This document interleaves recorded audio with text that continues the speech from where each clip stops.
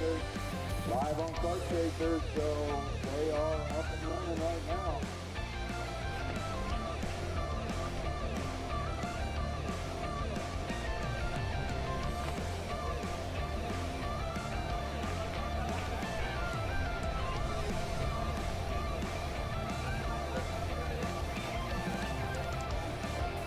Well, to those of you in the paddock and watching live around the United States, howdy and welcome to the beautiful Motorsports Country Club of Cincinnati as we get set to go green for the opening round of the MCC Pro-Am Karting Championship. My name is Caleb Yeska, and alongside me this weekend in the booth is the one and only Emery Lida. Emery, it's been a roller coaster of a day so far. We weren't expected to go live today after some IT issues that put us on the back foot, but we are back and free for viewers all over the United States.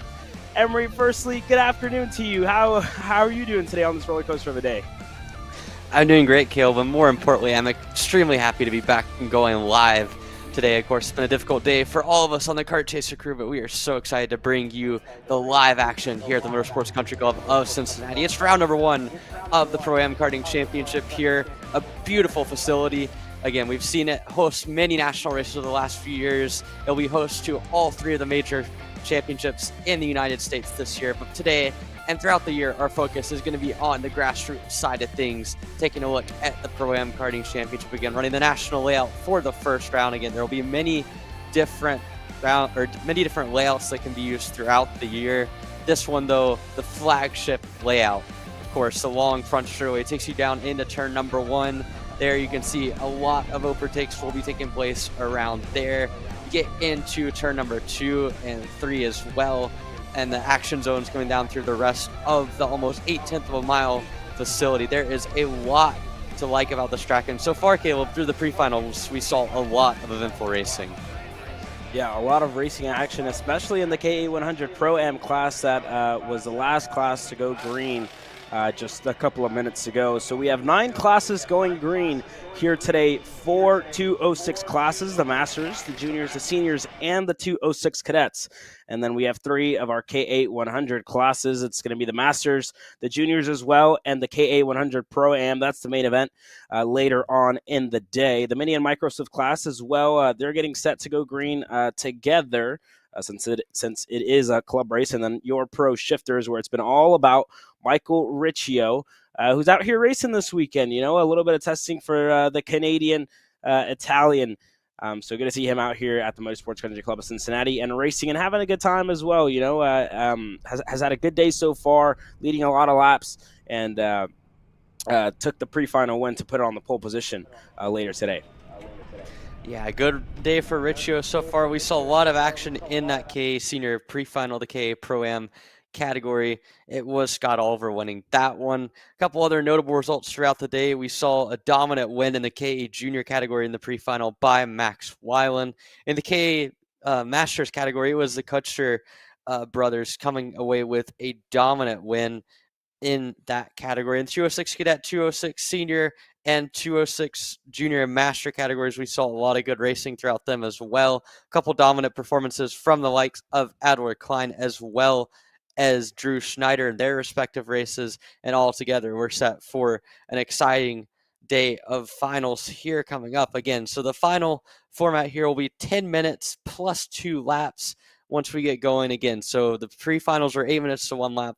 An extra 2 minutes plus an additional lap means about an extra 3 or so laps added onto the final, and it should be an exciting day of racing here as we get to go to the final after our opening ceremonies. Yeah, so we have our national anthem and invocation at 1:10 p.m. Eastern Time.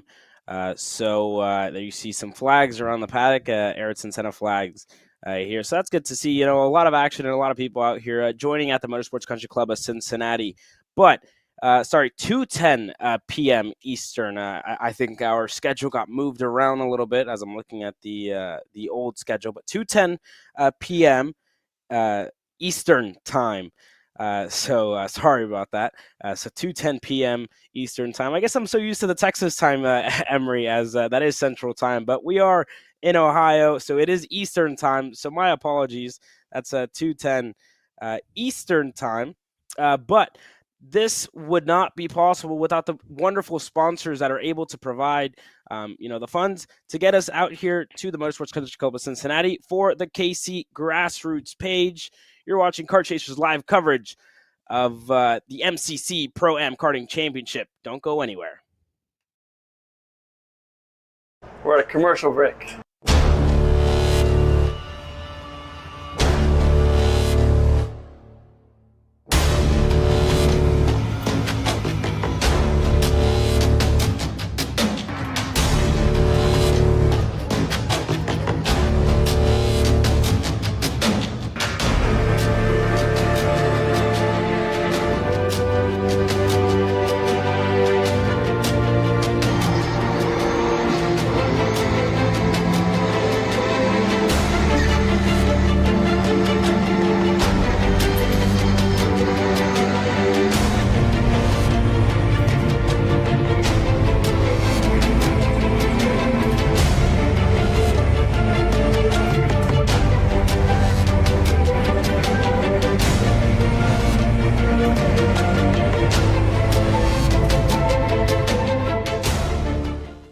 Are you looking for an advantage in your competition?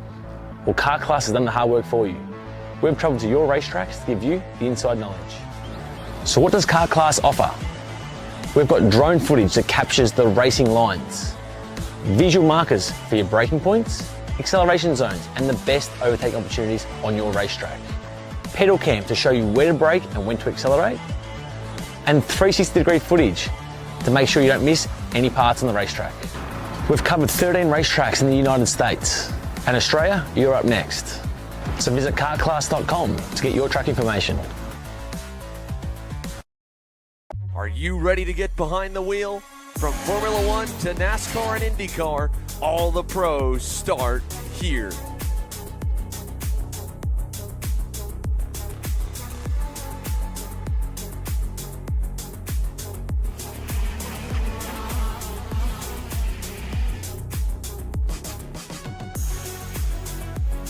For more information, check us out online at mcckarting.com or call us and go racing today.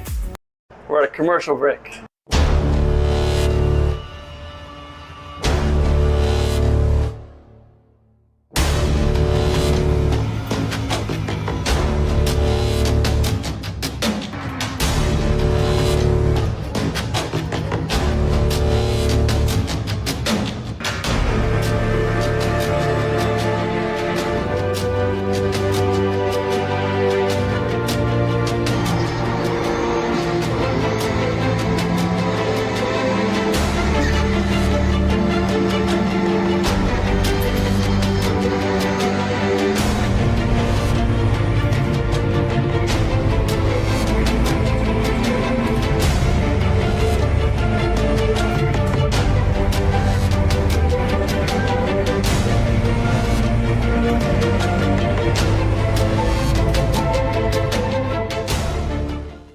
Are you looking for an advantage in your competition? Well, Kart Class has done the hard work for you. We've travelled to your racetracks to give you the inside knowledge. So what does Kart Class offer? We've got drone footage that captures the racing lines, visual markers for your braking points, acceleration zones, and the best overtake opportunities on your racetrack, pedal cam to show you where to brake and when to accelerate, and 360-degree footage to make sure you don't miss any parts on the racetrack. We've covered 13 racetracks in the United States, and Australia, you're up next.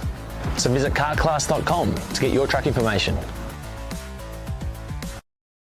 Are you ready to get behind the wheel? From Formula One to NASCAR and IndyCar, all the pros start here.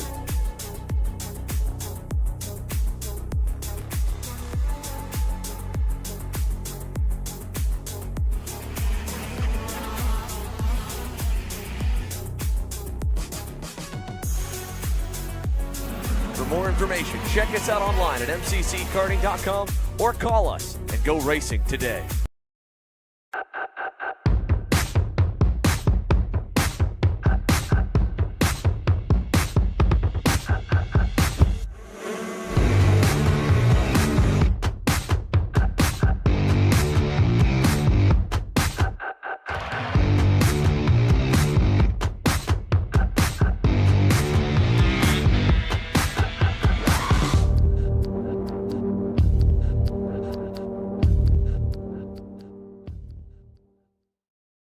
Studies show that even the best current generation of simulators only convince 50% of the human brain that they are real. Here at Simcraft, that just isn't realistic enough. Developed to offer the most realistic karting sim experience in the world, all testing has shown that the physics engine used in Simcraft's Grid 1 model convinces 90% of the human brain that you are actually on track. Now that is the real deal. So you finally want to get behind the wheel, huh? Yeah, I've been shooting for 3 years and I've never got to drive. Well, you're gonna need some more gear than just your helmet. Why don't you go to shopakr.com? They got their inventory online and they'll ship it the same day if you order before 5:30 p.m. Eastern. They got shoes? Yep. Gloves? Yep. Rib protectors? Got those too. Can they make me go fast? No. Here at Acceleration Kart Racing, we've got everything you need to get on track. What happens next? Well, that's on you. Check us out online at shopakr.com.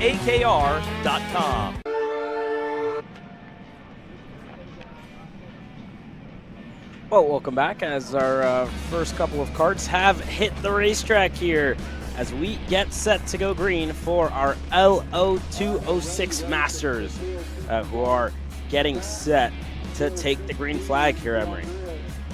Yeah, this should be an exciting category. We saw a really close race to the finish in the pre-final. It was TJ Pugh taking the win in that one. He'll start alongside Ronald Swift on the front row.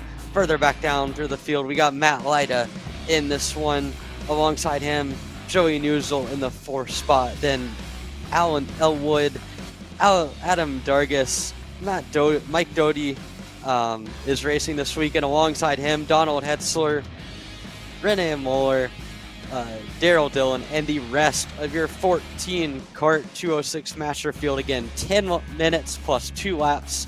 The distance. This should be an exciting race here, Caleb, as they come onto the main straightaway.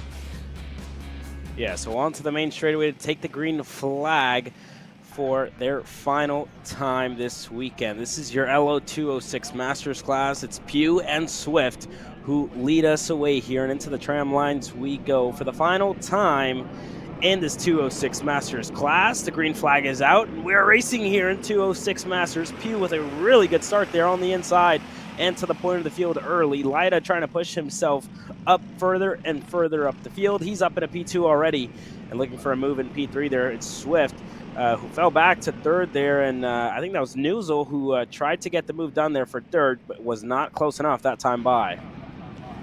Yeah, Pugh establishing himself into the race lead already. You can see Lyda back there behind him. That was the biggest move into turn number 1, and you can see them file back out again. In 206 racing, the draft is very important, and around here especially, you will see the draft effect upwards of half a second across all the straightaways, including the main straightaway. So for TJ Pugh in the first race, he was able to draft away with Ronald Swift. We'll see if him and Matt Lyda can do the same effect, or if it will turn into a 3-kart race between 3 guys who have clearly been the class of the field throughout the day so far.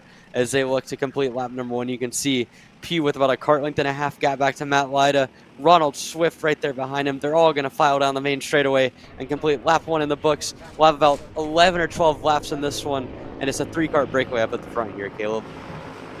Yeah, so 3 karts already breaking away. It's Pugh who leads from Lyda, who's in 2nd. It's Swift in 3rd, Elwood in 4th, and Newsel running up your top 5 here at the moment. I mean, I'd be surprised, Emery, to see these drivers start making moves here so early on, especially Lyda. I mean, one of the drivers that we see year-round at the Cup Karts North America divisions. So I'd be surprised to see any moves really being done around here. I mean, we always talk about 206 being one of the biggest train and draft-based classes. So I'd really be surprised to see any moves here early on. Yeah, I mean, especially knowing that all 3 of them have a pace advantage. I mean, in the pre-final, we saw about half a second was the speed differential between these top 3 and the rest of the field. So knowing that, there's no need to risk it too much. Having said that, the TJ Pugh going to go a little bit defensive on Matt Lyda into this turn 13 hairpin. So I think that you'll see a patient yet composed and calculated race from the top 3, but definitely with the understanding of how much the draft affects it, we'll see quite a bit of pushing here. So you can see already that top 3 continuing to pull out a bigger and bigger gap. That last time through about 6/10 clear on Alan Elwood in the 4th spot. And you can see the gap now upwards of a second and a half from third place in Ronald Swift back to Elwood in the fourth. As so far, they're continuing line astern here at the Motorsports Country Club of Cincinnati in the LO206 Masters category. Yeah, and through that main straightaway, I mean, you could really hear as there's a move there for second, side by side, and there goes Lyda to the point of the field there. It's going to be Pugh, who falls back to second. Swift, I thought was looking for a move, but it was Lyda who goes to the point.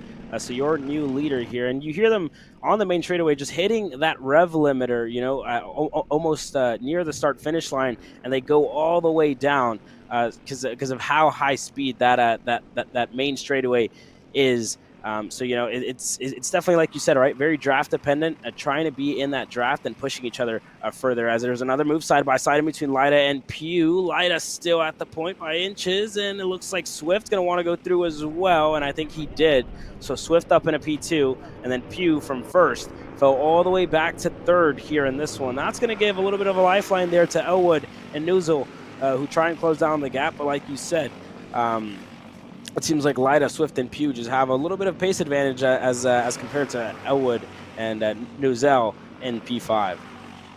Yeah, you saw there Lyda kind of opened up the corner a little bit, maybe scrubbed off a little bit too much speed, and that gave the opportunity for Pugh to throw it back down the inside into the turn 15 hairpin. Did not quite have enough momentum, though, and that allowed Lyda to hold the lead, allowed Swift to get back into second, and this train commences. Even with all the battling on that last stop, they were still upwards of 0.3 of a second quicker than Elwood in that fourth spot. So they're gonna have to do, Elwood's gonna have to do a lot of work here if he wants to try to close in on this lead battle. Again, already almost 4.5 minutes into the race, meaning less than 6 minutes of racing to go.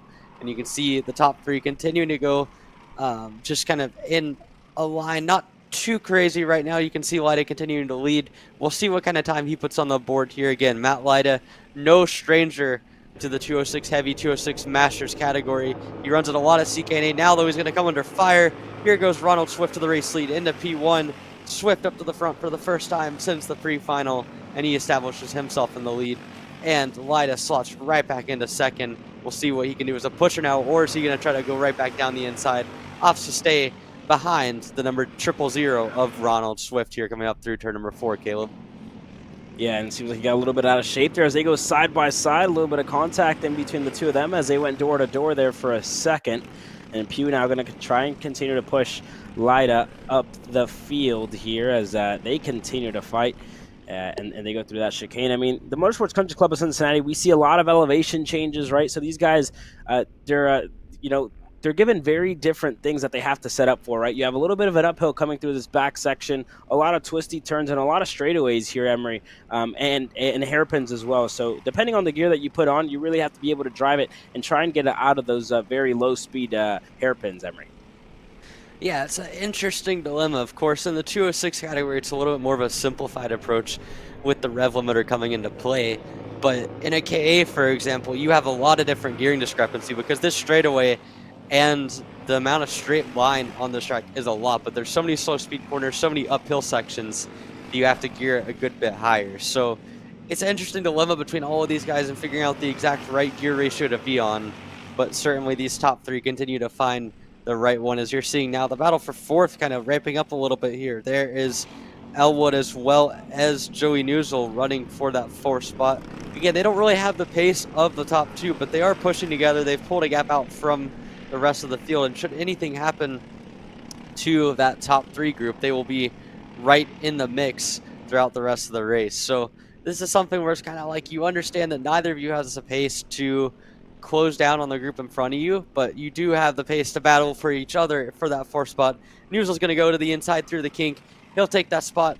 Not going to go defensive here, and I think that is the 111 machine of Joey Newsel has secured himself into the fourth spot here as they round down out of the final corner and continue to click another lap off in this final. As back at the front of the field, Ronald Swift continues to lead ahead of Matt Lyda. They're trying to push away a little bit from TJ Pugh, about 2 to 3 kart lengths, but I don't think that's going to be enough to really make it a 2-kart battle as opposed to a 3-kart one, Caleb. Yeah, so still a 3-kart battle here as Pugh went purple last time by, and still they're in drafting range to Lyda and Swift, who both went their personal best last time by, .716 there, as he's going to go a little bit defensive, and Swift able to hold off Lyda, who also hit a personal best lap time, and I think Swift went defensive there because he knows Lyda's closing down that gap. Lyda lapped a 10th quicker last time by than Swift, so Lyda with a lot of pace in his go-kart there, and looking for a move there through the back section on the inside. He's able to get clear on Swift, so Matt Lyda once again leading, and there goes Pugh trying to get the move done as well. He was purple last time by, and he's able to get the move done for second. So Pugh up in a P2, and Lyda once again your leader here in 206 Masters. Yeah, I'm only going to say this once. No relation between Matt Lyda and myself. Matt does have 3 other brothers between Ben Lyda, who you'll see later in the KA category, PJ, and Jeff Lyda, all of them in the kart racing paddock over the last few years, not related to Emery Lyda. So that's one thing I always have to get out of the way when I'm calling their races. But no, Matt Lyda has looked really good in this one so far. He took the lead back there. That move into the kink is always one of my favorites to see because it kind of puts the driver on the outside in a tough situation. If you're trying to break away on the last lap or two, that is a move that can get it done and can put your opposition in a very tough spot. But TJ Pugh able to get himself into second through that move, following Lyda through, and now he'll be the one to try to set his sights back on the race lead. He was the leader early on in the race, fell back to third, and now in the best spot he's been in all race long to try to get back to the race lead with only a couple of minutes left in this final here. Yeah, so a lot of Lydas here this weekend. This is Matt Lyda, Ben Lyda, going to go green later on today in the KA 100 Pro-Am class. And then there's Emery Lyda with me here this weekend. So a lot of Lydas. And then speaking of that KA 100 Pro-Am class, the prize for them this year is actually a Spec MX-5 test with the Trinity Karting Group team that's based out of Ohio. So, I mean, a lot of prizes here in the for this championship here at the Motorsports Country Club of Cincinnati. And like we said, for that KA100 Pro-Am class, that brother of Matt Lyda, Ben Lyda, is going to take part in. If the winner of that is going to get a Spec MX-5 test. So that's pretty cool there from the Trinity Karting Group team in the Spec MX-5 Mazda Championship. But Lyda still leads, Pugh in second, and Swift there for a second was looking for a move on Pugh, but wasn't able to get that move done. Yeah, not able to get it done, and that's given Lyda a little bit of extra separation here. Again, it is so hard to pull away in a 206 category, especially around this track, but hey, with only a couple laps remaining here, Matt Lyda might have a shot. He's kind of struggled a little bit through this back hairpin, but as they continue to wind down the laps here, I think they should be getting 2 to go this time by, so going to keep focusing in on the front battle. Matt Lyda trying to hang on. There you can see Pugh continuing to push up. They're right back together. So that's how much that front straightaway draft makes an impact. And as they come out through the last turns 2 and 3, continuing to have a battle up at the front, you can see Pugh going to have to go defensive a little bit here. This is going to open up the gap a little bit more for Lyda as Matt Lyda continues to try to hang on up at the front of the field. So the 2.6 were in the air last time by. This is it.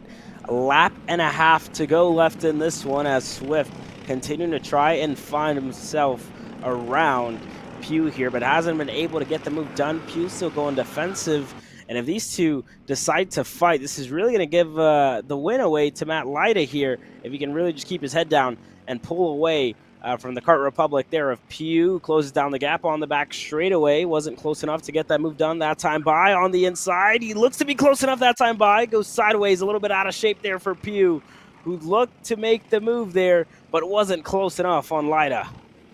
Yeah, and that again is going to give a big gap. It's going to let, it's going to allow for Pugh to lose the spot back in that second to third spot, and now it gives Lyda a little bit of break for just a second, but Swift is right back on it into that second spot. So Swift clearly has a lot of faith in that kart, and the draft playing a huge role, because no matter how much Lyda seems to pull away through that infield section, it all comes back together at the end of the straight. This is the last lap though, so all that matters is putting yourself in the right spot to finish off the main. Lyda not going to go too defensive here in this hairpin, not a big enough braking zone, but as they come out of the hairpin now, up through the S's, up through the massive elevation change here at the Motorsports Country Club of Cincinnati, and up through the final few corners here of Lyda Gonna go a little defensive into the kink. This is where we saw a couple passes earlier. Now he's gonna go real defensive heading to the sweeper. It's gonna be side by side for the race lead. Round the outside. That is a power move attempt by Swift. He's still hanging on in there. Lyda is gonna hang on to the lead there through the final couple corners onto the main straightaway. It's gonna be a drag race to the line with Matt Lyda and Ronald Swift gonna go side by side, coming to the start-finish line. Who's it going to be coming away with the first one of the day? It's Ronald Swift by 6/100ths of a second, able to steal it at the line from Matt Lyda and TJ Pugh here, Caleb. Ronald Swift in his race-winning era, I should say here at Emory. Lyda in second, Pugh across the line third, Nuzell in fourth, Elwood fifth, Dargis sixth, Doty seventh, Heltzler across the line just now in eighth, and there goes, sorry if I say this wrong, Sujin in ninth, Moeller in 10th, and it looks set to be Dylan in 11th, as Dylan and Hildebrand very close together. They're crossing the line now. It was Dylan who was able to get the move done there on Hildebrand, so Hildebrand in 12th. Next across the line is going to be Austin, and Cirque not able to finish this one here. But it's Swift who takes the win here in this one. Coming up next, it's going to be your 206 junior class. You're watching Kart Chasers live coverage of the Motorsports Country Club of Cincinnati Pro-Am Championship. Don't go anywhere. Colin, I need a new 219 chain. I need a 77 tooth sprocket. I need some more chain lube, and I need it probably as soon as like tomorrow. Dude, are you even listening? Like, we need this to run this weekend. Want anything else? What do you mean? I already got it in the Kart on Acceleration Kart Racing's online store, bro. All orders over $200 get free shipping. Oh, throw in a set of tires. Done. Everything you need, all in one place and shipped to your door for free on orders of $200 or more. Exclusions apply. Shop AKR.com.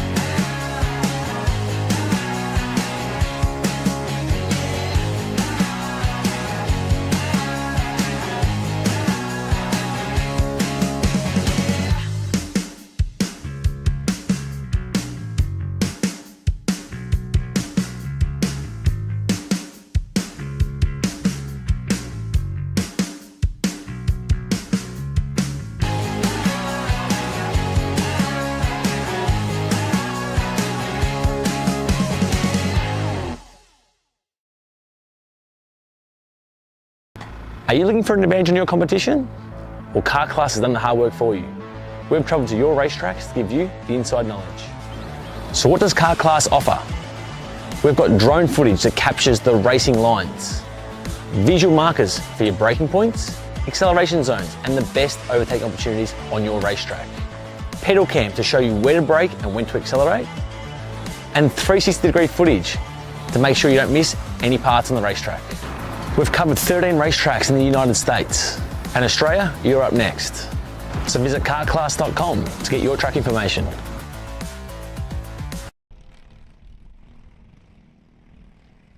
Back again here at the Motorsports Country Club of Cincinnati. We're getting set to go for the second main event of the day. We already saw a barn burner in the 206 Master category.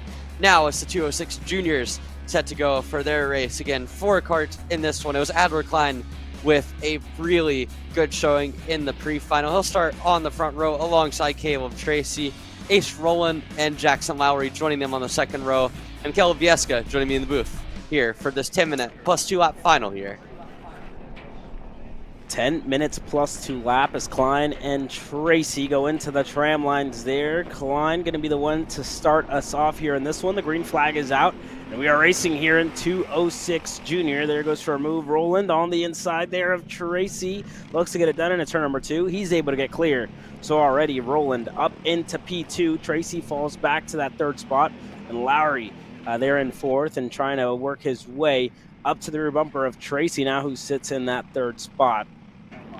So let's see what Roland can do to try and close down that gap to Klein, who still leads us away early in this one.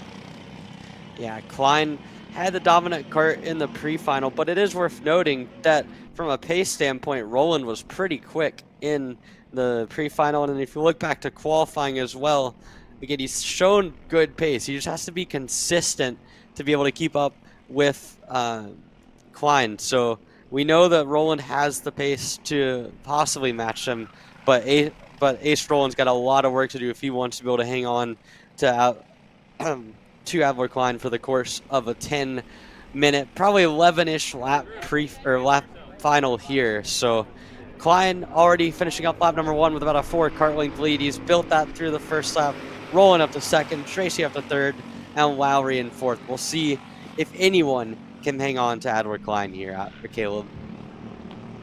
Yeah, I mean, so that first lap, obviously not going to be too significant and not too, I guess you can say, relative when it comes to lap time, since they did have to start in the tram lines and for that race start. Well, let's see what it looks like this second time by for Roland and Klein. I mean, for Roland, like you said, right, Emery, it's going to be about consistency, right? Whenever you want to catch a leader.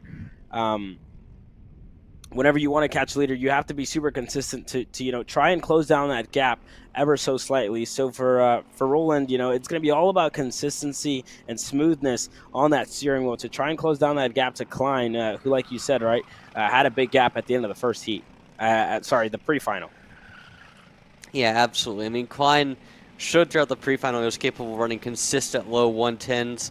We saw with Roland dipped into that a couple of times, but he was also in the 111s a little bit too often. But so far, he's not losing too much. A 110.4 to a 110.3 from Klein on that last time through. And also Tracy has picked up a good amount of pace from his previous efforts in qualifying and in the pre-final. So Klein not really dropping the field quite as much as he did earlier on in the day, but still continuing to show the pace here early on in this final here. Yeah, and Emery, I mean, a quick question to you, right? Have you, I mean, I know you spend a lot of time at Trackhouse Motorplex. You're more of a two-stroke guy yourself, but, what is, have you ever driven a 206, the four-stroke package? And if so, I mean, what do these drivers really need to do to try and keep those revs and those engines up? Because we know that's so important in these lower speed categories. Yeah, so I've only run a few sessions on a 206 package, but the big difference that you're looking for is increased roll speed. Of course, everyone knows the power might not be the same from a 206 to a two-stroke, a KA, an X30, what have you, but being able to carry the speed through the middle of the corner and keep your foot on the gas, continue to kind of carry that roll speed, and B, having confidence on the kart that's going to do what you want to, that will gain you so much time, because 206 is a momentum category. If you can keep the revs up, if you can keep it going and keep the momentum, you will gain a lot of extra time just from center speed. Whereas if you're kind of more inconsistent, more sort of non-smooth aggressive on the wheel, it can cause you to slide too much and lose a lot of power. And that's one of the things that the guys that are really good in this category do a really nice job of. They keep it smooth, they keep it consistent, they carry a lot of roll speed. Obviously, you're not going to carry the brakes anywhere near as much as you would in an X30 or in a KA, but you're still going to need to try to carry as much roll speed as you can. I think Adler Klein's done a great job of that so far in this final. Yeah, so I mean, you're talking about smoothness and you're talking about roll speed, right? So now let's take a quick look here at the hands of Roland and Klein. So you see how smooth you have to be on the steering wheel whenever you're driving one of these karts, right? So onto the main straightaway, I mean, you can start to hear that engine hit that rev limiter and right there, right, with Roland, just being super smooth on that steering wheel, minimal inputs, letting the kart do the work, letting the momentum of the engine, keep the roll speed up is really going to be key here for all the 206 drivers that we'll see this weekend at the Motorsports Country Club of Cincinnati. Yeah, and you can see Roland, like, through the corners, he's having to make a couple of different counter steers, And in the low speed corners in the 206, you don't want to have that. You can kind of get away with it in the high speed when you're carrying enough speed to where the extra wheel inputs aren't going to scrub as much off. But in the slow speed, those extra wheel inputs are more pronounced. I think just from this lap alone, I mean, he looks pretty smooth on entry, but at the center of the corner, you can just see a couple of different extra wheel inputs, and that will have scrubbed off speed kind of all throughout.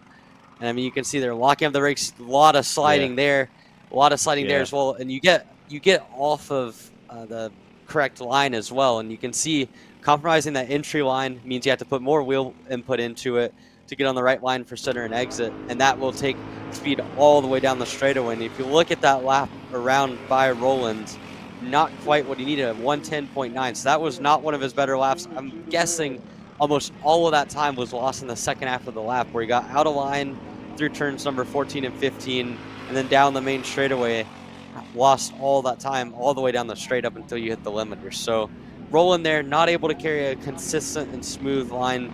And we'll look and see if we can get a look at what Klein's doing at the front for a comparison's sake, because I do think that's where you're probably going to see the bulk of their gap. I mean, some of it's inevitably going to come down to small factors. Engine and setup has something to do with it, but the wheel inputs and the differential between first and second is, I think, where you're going to see that gap continue to spread. There you can see Roland now looking behind him. He's got about a 1.5 seconds gap back to Caleb Tracy. So he's still done a nice job to secure second. Remember, he didn't even finish second in the pre-final. So it's been a good race for him. He just needs to kind of put that consistency a little bit more on display as you get a look at Jackson Lowry rounding out your field in the 4th spot. He's aboard the Magic Kart this weekend, trying his best. He's got a couple seconds of pace to find. You can see really pushing the kart on entry there, maybe a little bit too much on turn number 14, compromised this line a lot down out of that last hairpin. It also looks like he's dealing with some kind of motor ailment as well. So Lowry continued to check off the laps here. Got to find some extra pace, but he's doing a nice job of gaining valuable experience here at round 1 of the Pro-Am Karting Challenge here at Motorsports Country Club of Cincinnati. Yeah, and I'll tell you what, I mean, it's good to see, a 206 strapped onto a Magic Kart chassis. So, that's pretty cool to see as well there for Lowry. So this is Adler Klein, your leader here in this one, also purple. He went purple in his 5th lap with a 110.220 there for Klein. And you see him go through those corners.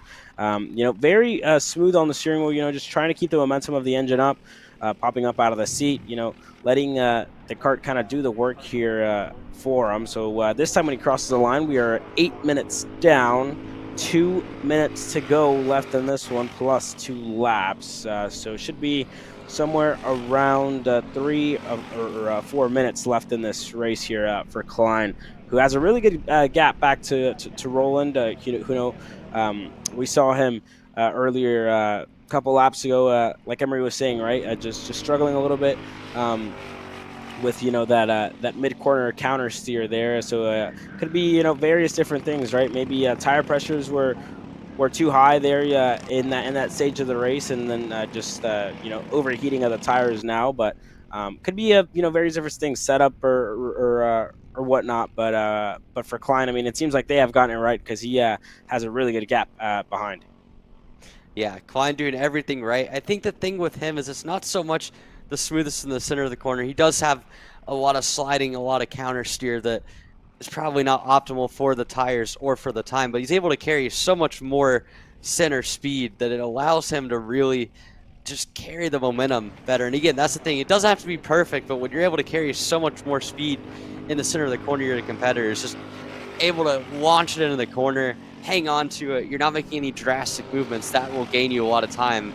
But you can see the rear left wheel is lifting somewhat, which is kind of hard to do in a 206 if you're not experienced and you don't know how to carry the right amount of speed. If you watch the rear tire, it's got a nice lift to it on entry of the corner, and that shows me just how well that kart is rolling. It looks like he's able to do whatever he wants with it.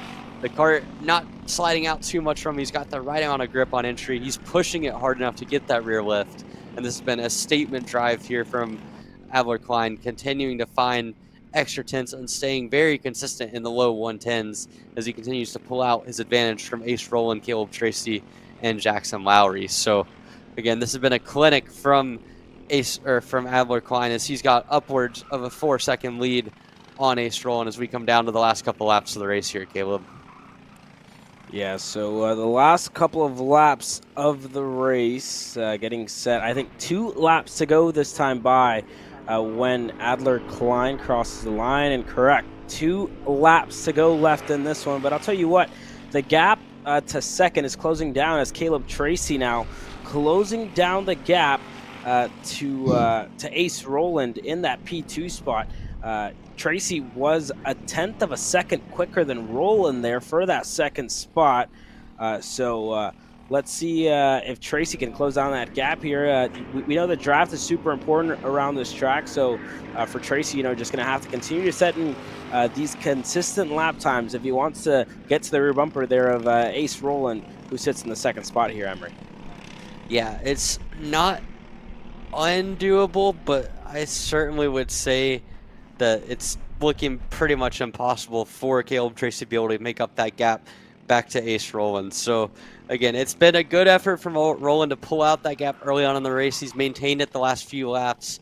I just think it'll come up a little bit short as you continue to see these two. This will be the closest battle on the racetrack. Up at the front of the field, Klein has almost a 5-second lead.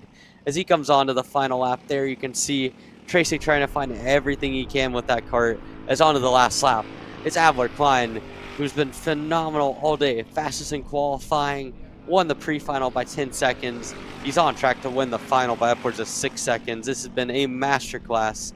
As Tracy that last time through another 3/10 on Roland, continuing to bring the gap down. It probably will not be enough, but this has been a good drive from all of your top 3 and the entire field here with Jackson Lowry putting in some good laps as well.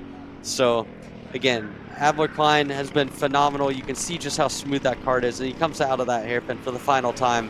Looks set to finish off a dominant display here in 206 Junior, Caleb. Yeah, so like you said, a dominant display there by Adler Klein, who is, you know, just in a class of his own here at the moment, and really setting in the lap times, has been consistent all race long, and showing his pace, showing his class here in this one. So as he crosses the last couple of corners, he takes a look up above the steering wheel, and it's going to be Adler Klein who wins round number 1 of the MCC Pro-Am Kart Championship. And there is Klein crossing the line, and then in second, it's going to be Ace Roland who holds on to that second spot, and Caleb Tracy who crosses the line there in P3 and is a Steel Motorsports Ricardo kart to round up your podium here in 206 Junior, as Lowry sets across the line next here. A good drive by him. P4 for his Magic Kart machine. So Lowry rounding out your field here in your 206 Junior class. Coming up next, it's going to be your LO206 Seniors as they get set to go green for the opening round of the MCC Pro-Am Karting Championship.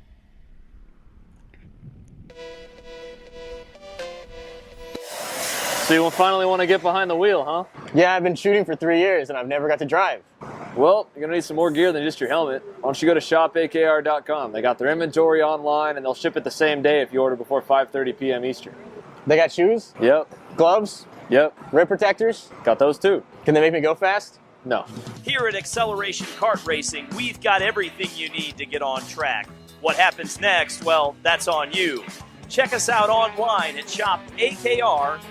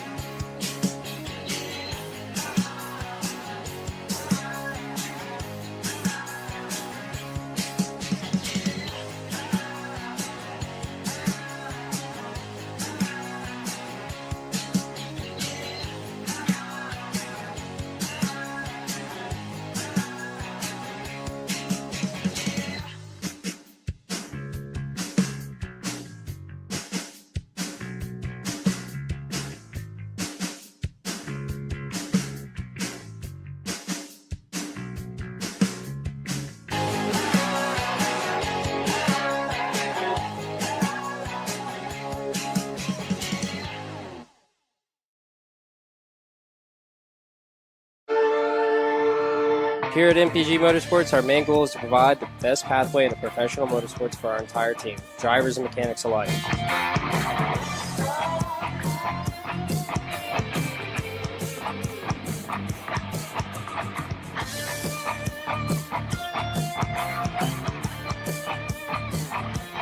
We're based out of Whiteland Raceway Park in Indiana. For more information, contact us at chase@mpg-motorsports.com. We're at a commercial.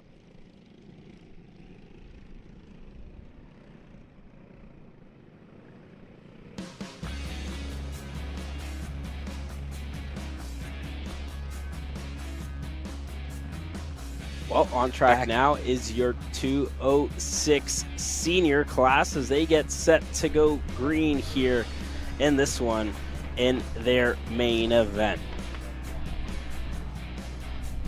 Yeah, 10 minutes, 2 laps the distance. Ben Lida as well as Nolan Holiday making up the front row of this one. You got Logan Frank as well as Skylar Perfetti in row number 2.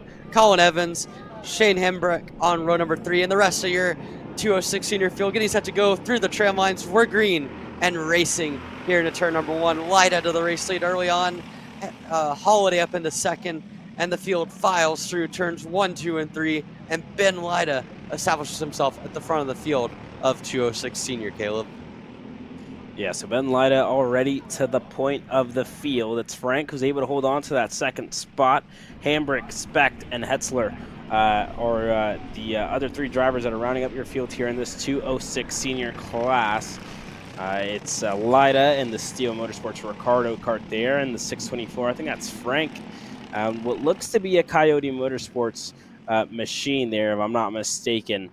And in third, it's Holiday and his OTK machine. So a lot of different kart manufacturers, especially in these in this 206 senior classes. We see, a lot of American-made chassis out here this weekend. So, good to see a difference in varieties. There's a move further back the field. There's a tap kart on Ignite there, I believe, if I'm not mistaken here. I think that was Hetzler that was able to get the move done on Spec, and there's a move for P4. That was Evans who got the move done on Holiday. He's going to slot back to the 4th spot, but it's still Ben Lida who leads us away here.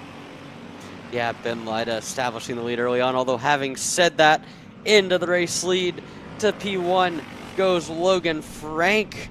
So a good move there from the number 624 machine.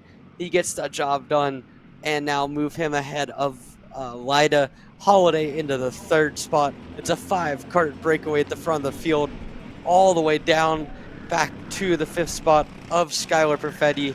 So this top 5 breaking away early on here in 206 senior. As you can see, Frank continuing to lead at the front of the field. Got by Lida there into turn number 2, a very solid move under braking. And now we'll see if they work together and push a little bit, or if they're going to try to mix it up and bring the second part of that group back into it. I think Lida knows him and Frank both have solid pace, so it might be worth trying to push away a little bit and at least break down those group rules, but it's already gone from 5 karts to 3 karts over the course of the lap here. Yeah, so like you said, already that gap closing down, and Frank gonna lead us this time by from Ben Lida, who saw Ben Lida, who saw brother Matt Lida earlier today, just lost the win of the race there across the stripe. Let's see if Ben Lida can do any different here in the LO206 senior class. Wasn't close enough to get the move that time by, and for Ben, I'm not going to be surprised to see him push here. Same as Matt, two drivers that we're used to seeing up at the front at the Cup Karts North America events. I mean, Ben himself, he was really quick at the CKNA Grands last year, and showing his pace, showing his class up there with 60 of the best drivers in North America for the biggest 206 race in the world, with over 500 entries in that one. Speaking of Cup Karts North America, we're actually live there at Atlanta Motorsports Park as well for the CKNA South. I believe it's round 3, if I'm not mistaken, there at AMP. So the crew over there with Dave Mack are over there again, taking all the action to you. All right, but we're here at MCC, and it's Ben Lida who currently sits in that 2nd spot, and Frank still leads us away. Yeah, Frank doing a solid job continuing to lead the race. Ben Lyda, like you mentioned, a lot of experience at CKNA, a lot of experience, period, over the last few years of national karting. I mean, for the budget that these guys have to be able to compete up at the front of the field is super impressive. And no matter what, he's established himself as one of the most versatile 4- and 2-stroke drivers out there. So it's great to see him working here. Right now, the Logan Frank is no slouch on himself, and full of CKNA starts on his own right. One of the fastest drivers that you'll see around the MCC course today. So Logan Frank, Ben Lyda, both of them have a lot of pace. Shout out to Nolan Holiday as well, keeping tabs with the top through two. Those three have broken away from the rest of the field, with Frank and Lyda continuing to push each other at the front. You can see just how smooth Ben Lyda's line is coming through those 2 hairpins. That allows him to get such a good exit and allows him to push Frank down. And so both of them, with that push, are able to continue to extend the lead up ahead. And they get a good run all the way down the straightaway. Into the 108s goes Ben Lyda, 108.930. That's the fastest lap we've seen so far. Frank as well running the exact same time as they were pushing each other. And they pull another 0.4 of a second on Holiday and the rest of your 206 senior field. Yeah, and for Lyda, I mean, he's just pushing Frank into deep waters here, pushing him further and further away of the 9 machine of Nolan Holiday there. So, you know, really smart here by Ben Lyda to continue to push Frank forward and try and keep him, you know, in good distance. So so the two of them can battle comfortably whenever the 2.6 go in the air later on in this race. But we are 5.5 minutes into this one with just under 4 minutes to go left in this race here, Emery. Yeah, this has been a very quick race. We've seen Lyda and Frank work very well together to push themselves out, maybe at the expense of the rest of the field. They clearly do not have the raw pace to match with them.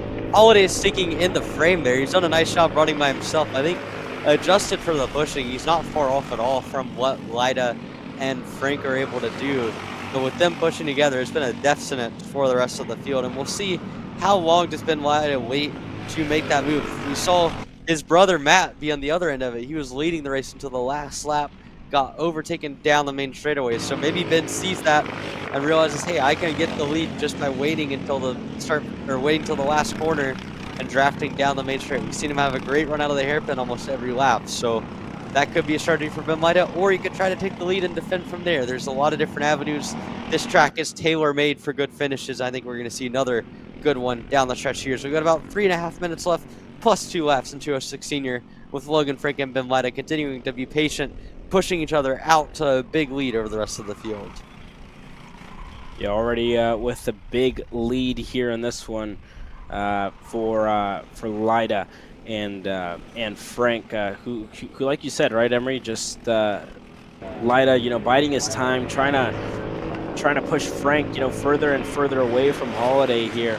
But you know, interesting for me, right? I mean, you know, some guys like to be at the point of the field whenever you get 2 laps to go so they can be in control. I mean, but for Lyda, it seems to be really comfortable, you know, running in second here at the moment, biding his time, and just being really patient whenever that time comes, you know, for him to finally pull the trigger and make the move for the race win whenever it comes down to it. There was Holiday still in third, you know, lapping a little bit quicker, a second slower than your 2 leaders here at the moment. So just losing pace here in the closing stages of this race for Perfetti as well, you know, kind of a lonely race for him in no man's land, no push from behind, and no draft up ahead. So unfortunate there for Perfetti, who just in no man's land, like we said. For Evans as well, you know, Colin Evans just finds himself there in that mid-pack, 6 seconds behind to William Speck there. So just kind of in no man's land as well for him. So just hasn't, you know, not close enough to get a push from behind, and not close enough to get a draft from drivers up ahead. The battle further back between Hambrick, Hetzler, and Smith, you know, continuing to ramp up as the 3 of them continue to jockey for position there further back. It's even Smith there in the 9th spot. It's Hetzler, Henry Hetzler, who sits in the 8th spot, and it's Shane Hambrick in the 7th spot. Yeah, continuing to push their way forward again. Frank and Lyda They have slowly but surely dropped Nolan Holiday from their sights. You can see they're almost 3 seconds the gap now. So they've worked really well together, continuing to be patient, but we're coming down to the last 3 laps of the race here. We'll get 3 to go this time by, I believe. So for Ben Lida, he's been waiting in that second spot this entire race. We know he has the pace to give out. He's been pounding Logan Frank. We know how powerful the draft is, but gotta find the right time to do it because we know Frank is gonna have the speed to possibly get back by around as well. So coming down to 3 to go, still no move in the front. Lida continuing to push ahead. There's Holiday in the background. He's driven a really nice race to get himself on the podium. This is going to come down to these two with a little less than 3 laps to go, fighting it out at the front. I believe that's the closest battle that we currently have on the racetrack is Frank ahead of Lida. Certainly within the top 6, nothing really in danger of changing. So we'll continue to keep our eyes on this front battle and continue to see exactly what's going on throughout the field. But right now, Lida continuing to push Frank out, continuing to bide his time and wait for the perfect opportunity to get by that 624 machine. Yeah, so Lida, like you said, biding his time. You couldn't even stick a foot in between the front bumper there of Lida and the rear bumper of Frank there as they continue to push each other forward. So good teamwork, by the two of them. And I don't think I've ever really seen an 8-wheeled go-kart here because that's what it seems like for Lida and Frank as they continue to work together and get ready to battle for the race win here as I think they will get 2 laps time by, and they will. Coyote Motorsports machine of Frank and the Steel Motorsports Ricardo kart there of Lida. Gonna battle it out here for the race win of the opening round of the MCC Pro-Am Championship. What can Lida do going into the hairpin this time by? Lida still being patient here. So just, biding his time like we've said, Emery, and just still being super patient here with Frank. As through the next set of hairpins, yeah. Lida just, I think he's gonna wait for the white flag to come out because he's still being super patient here with Frank. Yeah, Ben Lida still not making a single fade at a move or any sort of action here. So he knows this is his time. He knows that he has the chance at any moment to go for the lead. And conversely, we also see Logan Frank not go defensive at all. He trusts that Lida's not going to pull any sort of unwise shenanigans to try to get the lead back. He trusts that Lida's going to work with him all the way to the last stop, but that last stop is coming, and it is coming right now. Here we go. 1 lap to go here in LO206 Senior at the Motorsports Country Club of Cincinnati Pro-Am Karting Challenge. Ben Lida going to try to find a way by Logan Frank. He still pushes him on into turn number 2, and the more he waits, the more it seems likely that he's going to wait all the way to the last corner, down to the turn 5 hairpin, still staying in line. Lida seems to have chosen to stay in second, Caleb, as he thinks that that is his best avenue to get the win coming to the start-finish line here. Yeah, and Frank, not even going defensive at all here from Lida. So, interested to see it. I don't know if these two talked before the race here in this one, but, just not much fighting as of yet for these two. Have been pushing each other further and further up the field, finding, enough room for the two of them. And there goes Lida, gonna pull the trigger on the inside there of Frank. So Lida looking to get the move done there in the last couple of corners. The Ricardo kart able to get ahead there of Frank. And Lida, it's going to be a drag race all the way to the line. Is Frank going to be close enough? As for the final time this weekend, it looks set to be. Is it going to be? And I think Ben Lida, across the line that time by, and it is going to be Ben Lida who takes the win here in 206 Senior. Frank crosses the line in second, and there goes Holiday across the line in third. An action-packed race, and Ben Lida waited till the last second to get that move done, and he got it done. Caught Frank sleeping there. So a good end to the race there for Ben Lida, who is your winner at the opening round of the MCC Pro-Am Karting Championship. And all race long, Ben Lida's exits from the final corner gave him the chance to push down the straightaway.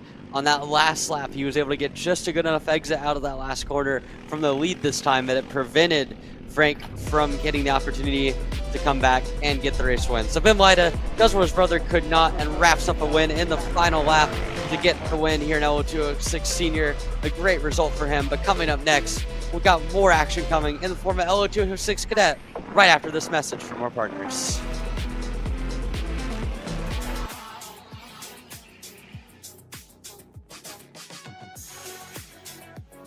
For more information, check us out online at mcckarting.com or call us and go racing today. Here at MPG Motorsports, our main goal is to provide the best pathway into professional motorsports for our entire team, drivers and mechanics alike.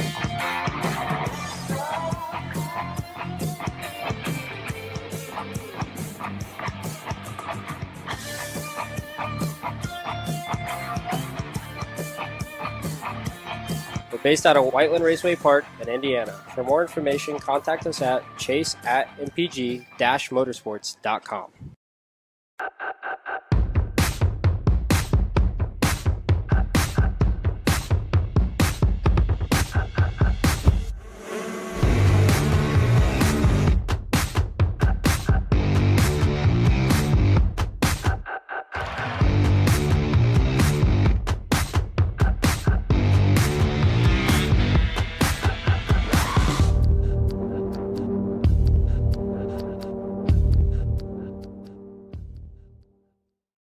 Studies show that even the best current generation of simulators only convince 50% of the human brain that they are real. Here at SimCraft, that just isn't realistic enough. Developed to offer the most realistic karting sim experience in the world, all testing has shown that the physics engine used in SimCraft's Grid 1 model convinces 90% of the human brain that you are actually on track.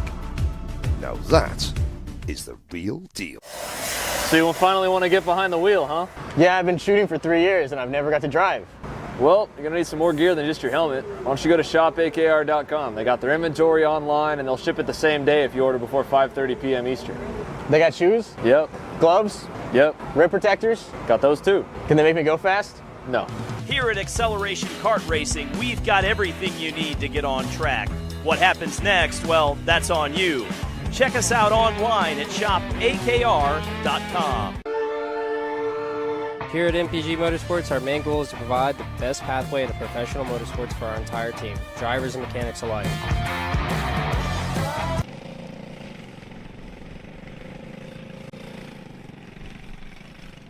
Motorsports Country Club of Cincinnati.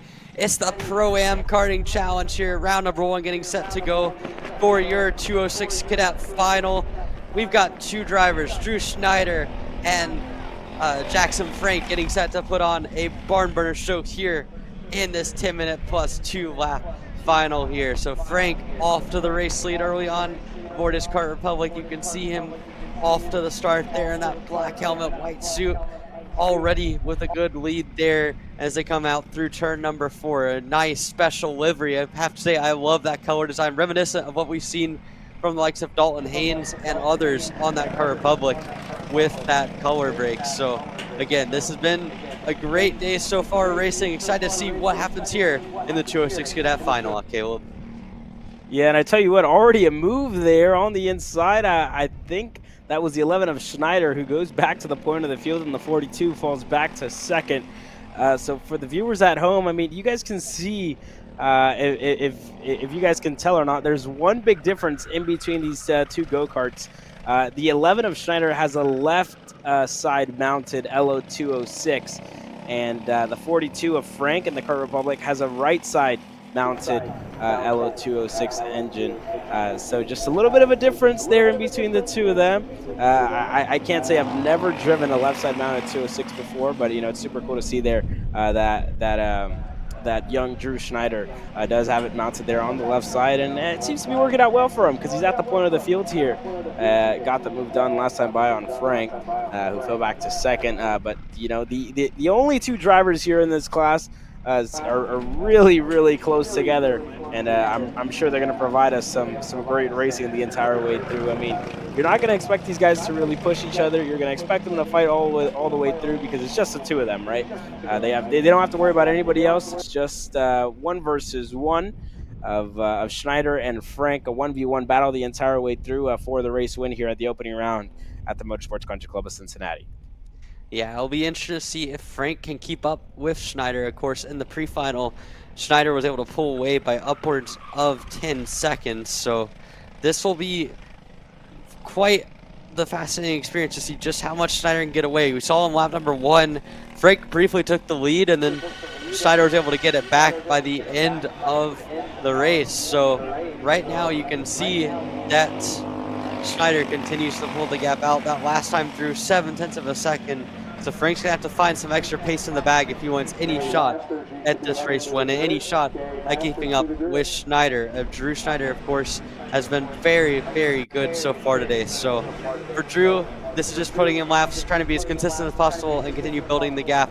For Frank, this is about finding that extra bit of pace that's been lacking all day to get himself back into that race lead contention.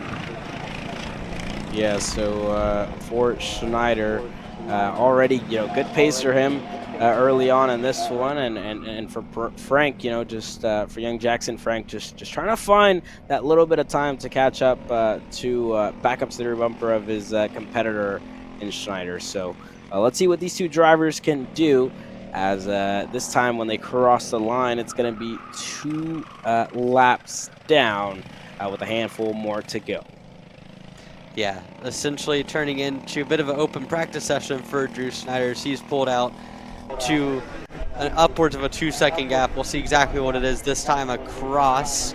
But again, certainly not a practice session from his vantage point. 2.5 seconds, another 1.5 second gap. Drew Schneider cooking with gas early on here in this final as he rounds turn number 3. Just so smooth in that go-kart, continuing to find extra pace, continuing to pull that gap out on Frank, who seems to be running consistent, but just not consistently fast enough to keep up with the number 11 machine, the lefty, as I like to call it. So Drew Schneider.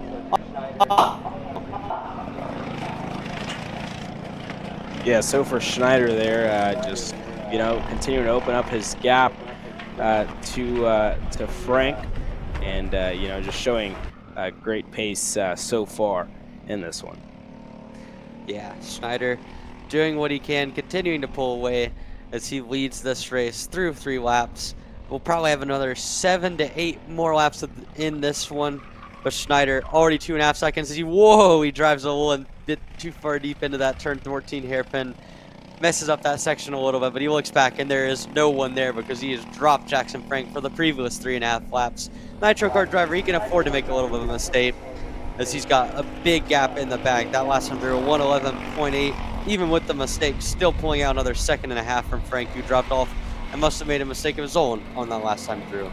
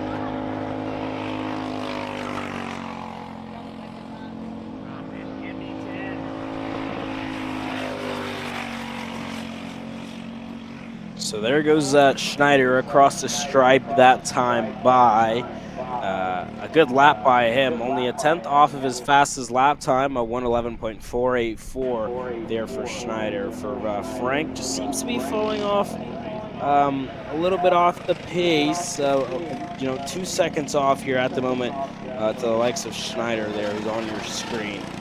So for Frank, just has to find a little bit of time there if he wants to get right back up to the rear bumper there of Schneider. But they offered us a really good opening lap here in this one. But these 206 engines, they deliver a really, really nice sound. So let's take a moment to appreciate it.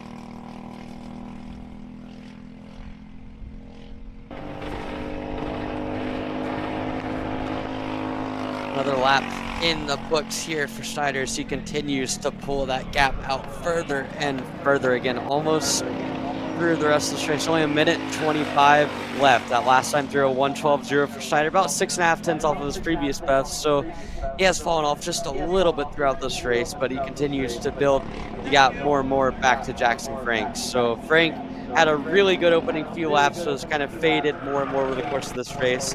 Still a valuable experience being learned from the number 42 black and blue Kart Republic machine, as he'll work to find some more pace, hopefully for the next round, and challenge for that race win. But for Schneider, this has been a controlling, dominant day, fastest in every session, led most of every lap. He did get passed on the opening lap for a few corners, but Schneider continuing to book in the laps here, continuing to run with very few mistakes. He's got to figure out that last couple corners a little bit better, I would say. He seems to be overdriving it just a touch into that first hairpin, but a very solid, well-rounded production here from Drew Schneider. So he clicks off the laps, only a couple more. It looks like 3 to go this time by for Drew Schneider.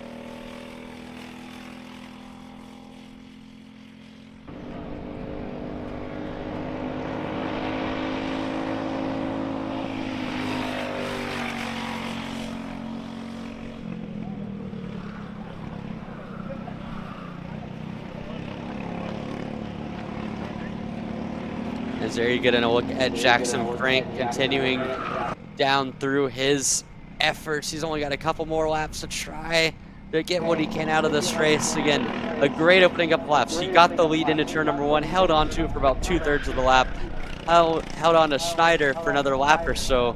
So this was a positive outcome for Frank. He's just got to find some extra pace aboard that Kart Republic machine. As you can see through the S as he goes, looks to be trying to carry a good amount of speed. Just needs to be a little bit better through that kink, and you can see through the sweeper now he's coming up to. We'll see what he does this time around. Again, Jackson Frank trying his best to keep up with Schneider in the early parts of this race. Slides a little bit in too deep there, a little bit wide on the exit through the hairpin, and he comes down the main straightaway to complete yet another lap. This should be 2 laps of racing to go. Yes, indeed it is. Coming down to 2 laps to go. Jackson Frank continuing to get everything he can out of that Kart Republic. Yeah, so Frank continuing to push here and trying to get every ounce of speed out of his Kart Republic there on your screen now. But for Schneider, you know, it's been a good race so far. Has been super consistent with his lap times. The only ones that were just a bit slower were you know, the ones where he was battling there in that one, but has had really consistent lap times. And you know, that's really good to see for drivers that are so young in age to you know, see the consistency, to see the smoothness on the steering wheel, which is the biggest thing that most coaches try to cement into these young drivers. So you know, it's good to see that Schneider has done that so far here in this one. And there he is on your screen. The left handy, that will say that the lefty, what Emery was calling it there, has had a good one so far in this one. So this is your LO206 cadet class, and there is class sponsors here this weekend that you know are helping us put on the show. So Stewart Racing Engines is a sponsor here in this LO206 cadet class. In your senior class, it was Lucky Design USA, and then MG Racing Tires for the LO206 Masters class. So, you know, a lot of sponsors on board for this club series, and we'd really like to thank all of them as the day progresses. Yeah, absolutely. In the Stewart Racing Engines LO206 Cadet, we've seen a dominant performance here by Drew Schneider. He's led every single lap officially, made a good move early in the race to get by Jackson Frank, and now he is paying it off with what should be a dominant win. Drew Schneider has been sensational in this one. He'll come across the final corner to get that checkered flag. Double checkers in the air for Drew Schneider. The lefty grabs another one. Schneider up at the front of the field, winning here round number 1 of the MCC Pro-Am Karting Challenge. And there comes Jackson Frank out of the last corner. It's been a solid effort for him. He took the lead early on in the race, has to settle for second here, but some valuable inside information gained for Frank as he finishes off this one in second position.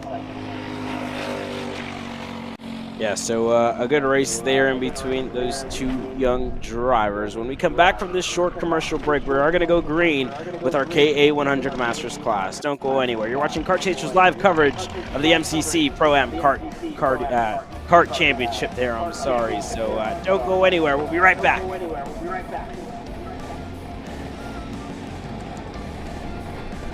We're at a commercial break.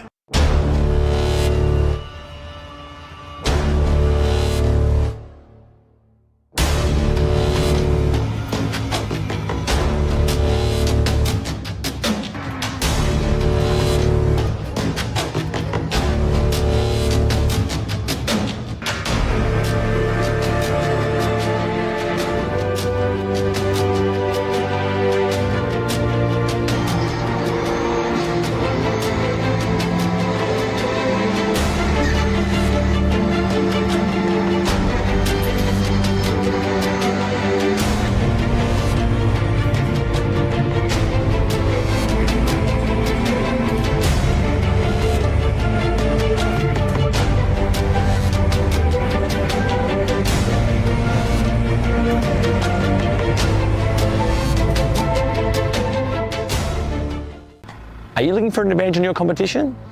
Well, Car Class has done the hard work for you. We've travelled to your racetracks to give you the inside knowledge. So what does Car Class offer? We've got drone footage that captures the racing lines, visual markers for your braking points, acceleration zones, and the best overtake opportunities on your racetrack, pedal cam to show you where to brake and when to accelerate, and 360-degree footage to make sure you don't miss any parts on the racetrack. We've covered 13 racetracks in the United States, and Australia, you're up next. So visit carclass.com to get your track information. Are you ready to get behind the wheel? From Formula One to NASCAR and IndyCar, all the pros start here.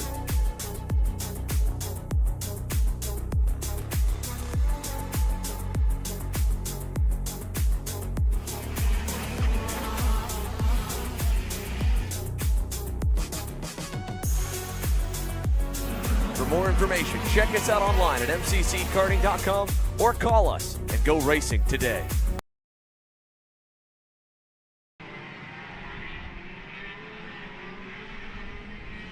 Well, welcome back to the Motorsports Country Club of Cincinnati as our K8 Masters have taken to the racetrack here in this one.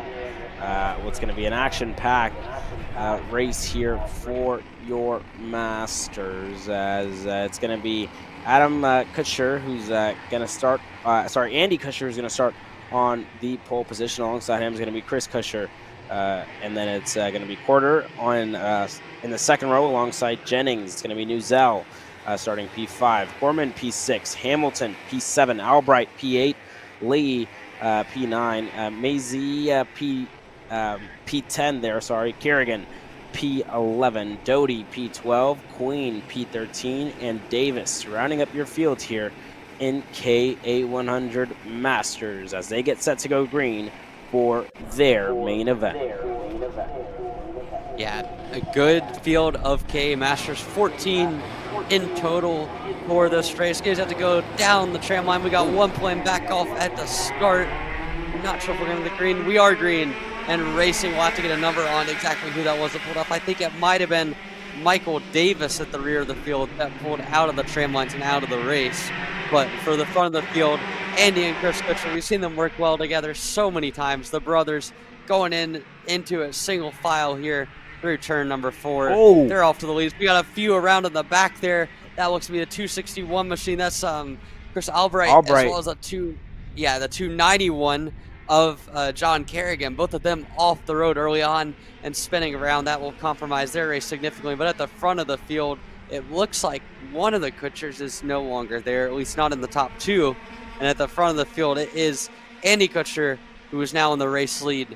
So Andy, again, hanging on to the lead. Quarter looks to have got into second ahead of Chris Kutcher. So a nice start there for Zach Porter in the number 260 machine to put himself into that second spot to split the Kutchers up and hopefully make this one a race here at the front of the field here, Caleb. Yeah, so they crossed the stripe this time by. It's Andy Kutcher who still leads us away. Going to be Zach Carter, who's up into P3 here, like you said. For Chris Kutcher is in P3, Nuzel P4. Jennings fell back a spot. He currently sits P5. So the drivers who were involved in that first lap incident, it was Greg Leahy who was involved. Kerrigan, John Kerrigan was involved as well, and Albright. All drivers that were involved there in that first lap incident, and they were all able to continue going here, but with a big gap to the lead group up ahead. It's still, though, Andy Kutcher who leads us away here in this KA 100 Masters class. Yeah, so I'm not sure exactly what happened there at the rear of the field, but I think it was the 225 machine of Greg Lee who was off the track and into the tram line, or off into the pit lane for the start of that race. He's back on the track now, everyone running perfectly fine, but at the front of the field, it is still Andy Kutcher leading ahead of Zach Carter and Chris Kutcher. Those top three seem to have a pace advantage over the rest of the field of upwards of half of a second. So the more that they run this pace, the more they spread the field out, the better it looks for them. But Kutcher continuing to lead from Carter and Chris Kutcher in second and third. They've got about a second and a half back to Dre Newsel, who's worked his way up into the fourth spot, just like he did in the 206 Heavy. Very similar for him. He's got to find some extra pace here if he wants to get anywhere near those top three, or putting down a consistent pace that will see them at the front of the field. So Andy Kutcher continues to lead and control the race here in KA 100 Master. Yeah, so KA 100 Masters, and I mean, we've talked about our sponsors. So VP Racing Fuels is our sponsor here in this Masters class. I mean, Emery, you're a KA guy yourself. You have a lot of laps with this engine program. I mean, what are these drivers, expecting to encounter around the Motorsports Country Club of Cincinnati?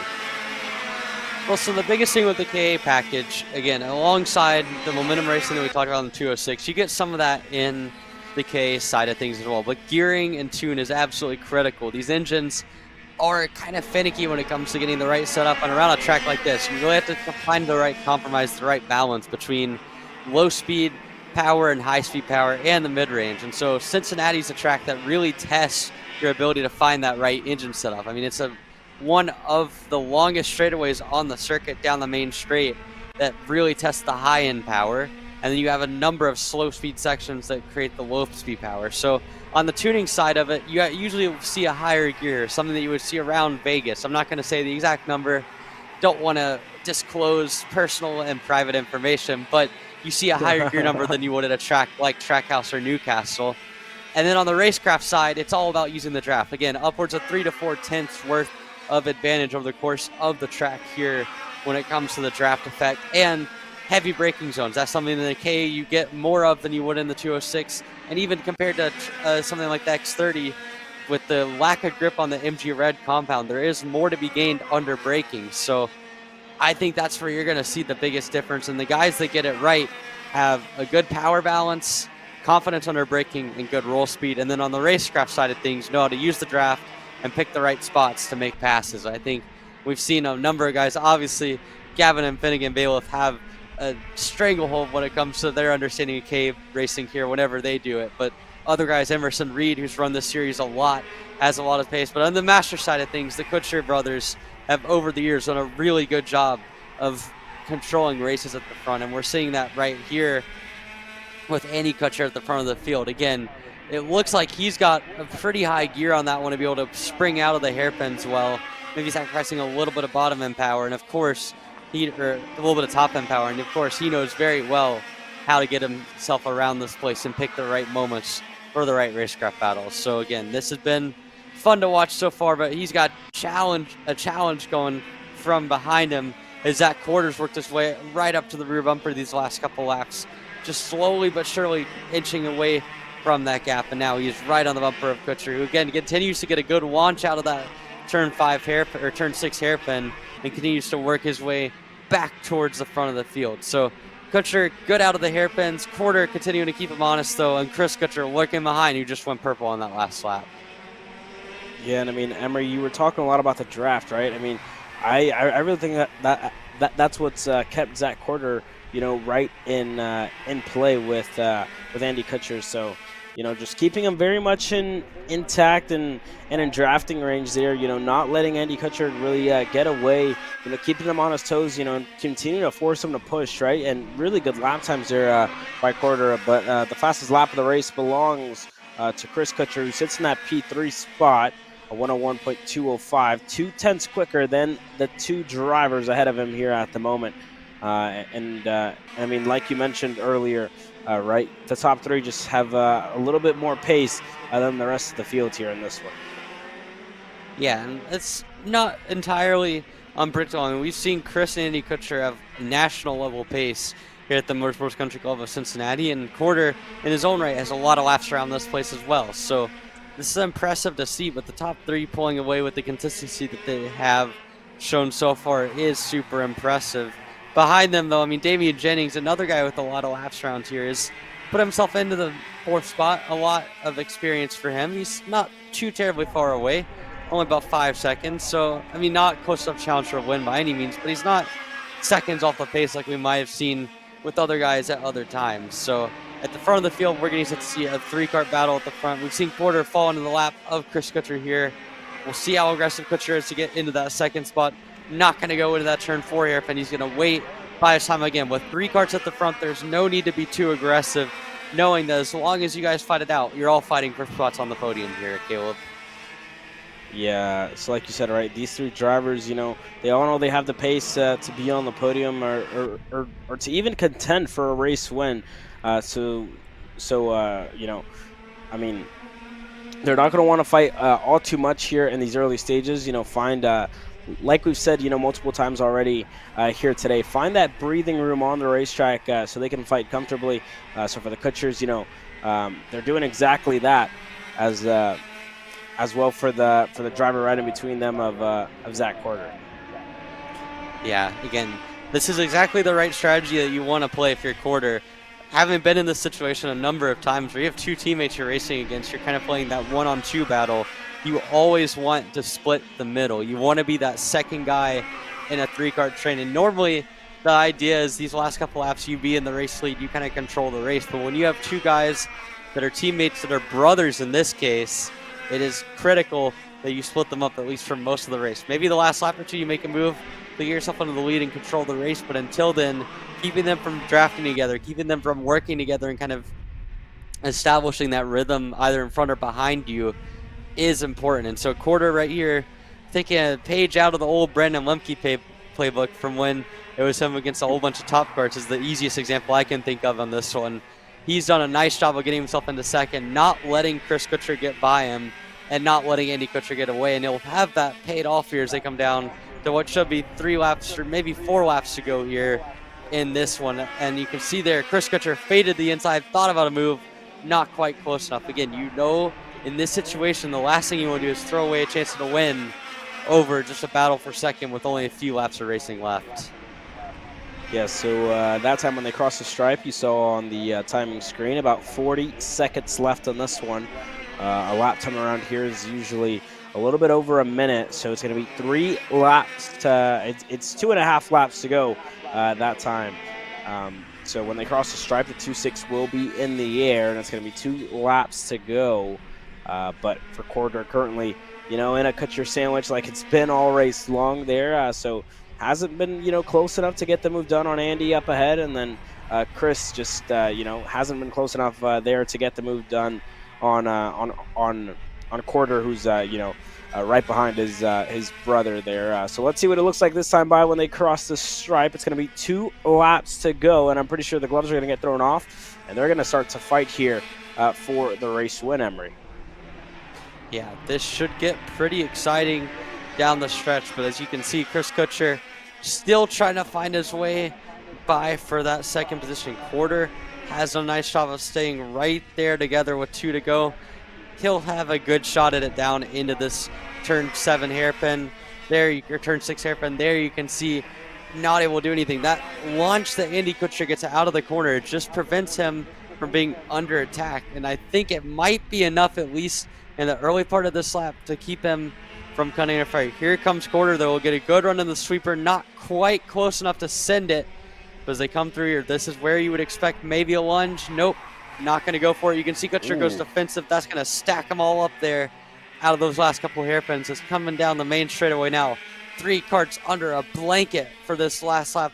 Can Quarter do anything about Andy Kutcher down into turn number 1 for the final time in this race? Quarter continuing to put the pressure on, but Andy Kutcher has that lead for the moment with 3 karts fighting out for the race win, Caleb.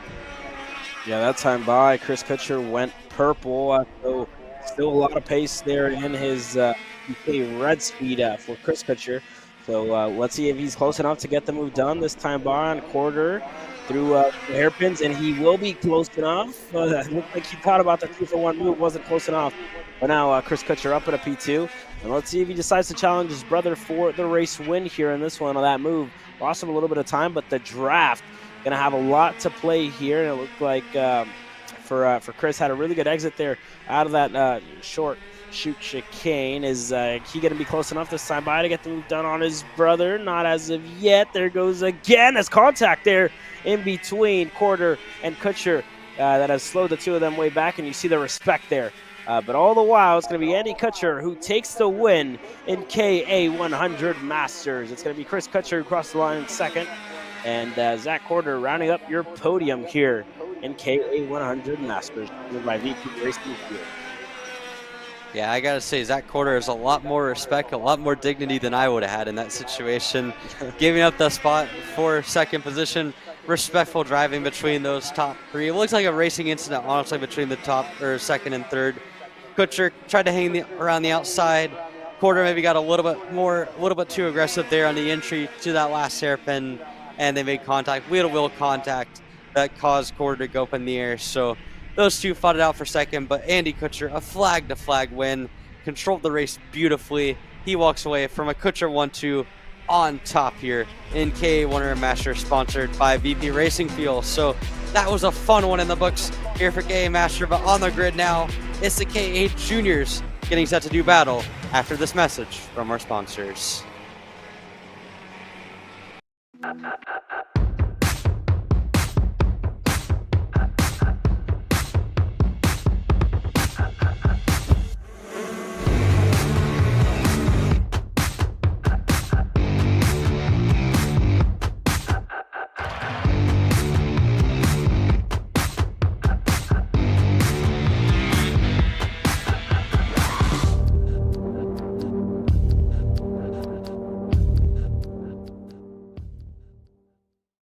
Studies show that even the best current generation of simulators only convince 50% of the human brain that they are real. Here at SimCraft, that just isn't realistic enough. Developed to offer the most realistic karting sim experience in the world, all testing has shown that the physics engine used in SimCraft's Grid 1 model convinces 90% of the human brain that you are actually on track. Now that is the real deal. So you will finally want to get behind the wheel, huh? Yeah, I've been shooting for 3 years and I've never got to drive. Well, you're going to need some more gear than just your helmet. Why don't you go to shopakr.com. They got their inventory online and they'll ship it the same day if you order before 5:30 p.m. Eastern. They got shoes? Yep. Gloves? Yep. Rib protectors? Got those too. Can they make me go fast? No. Here at Acceleration Kart Racing, we've got everything you need to get on track. What happens next? Well, that's on you. Check us out online at shopakr.com. Here at MPG Motorsports, our main goal is to provide the best pathway into professional motorsports for our entire team, drivers and mechanics alike.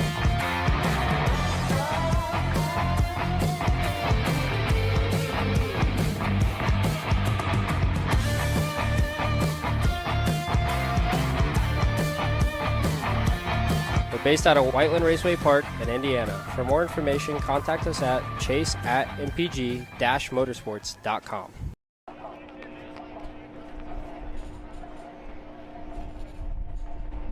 K8 Juniors live on the track here, and it's Max Weiland going for the green. He's off to a nice start here in K100 Junior, ahead of Homer Heeman into the second spot as they battle out for second, but already Weiland off to a massive start, massive lead, upwards of 4 to 5 kart lengths in the opening couple of corners. They file on back through the rest of the grid. You can see there Adler Klein into that 3rd spot. He's going to battle with the Magic Kart. I believe that is Josiah Phillips possibly in 4th. So all of those guys fighting for 2nd on back, but at the front of the field, it is Max Weiland now with Homer Heeman emerging from the crowd to get himself into that 2nd spot here, Caleb. Yeah, so Heeman already up in a P2 there, and I think that was, that was the outlap.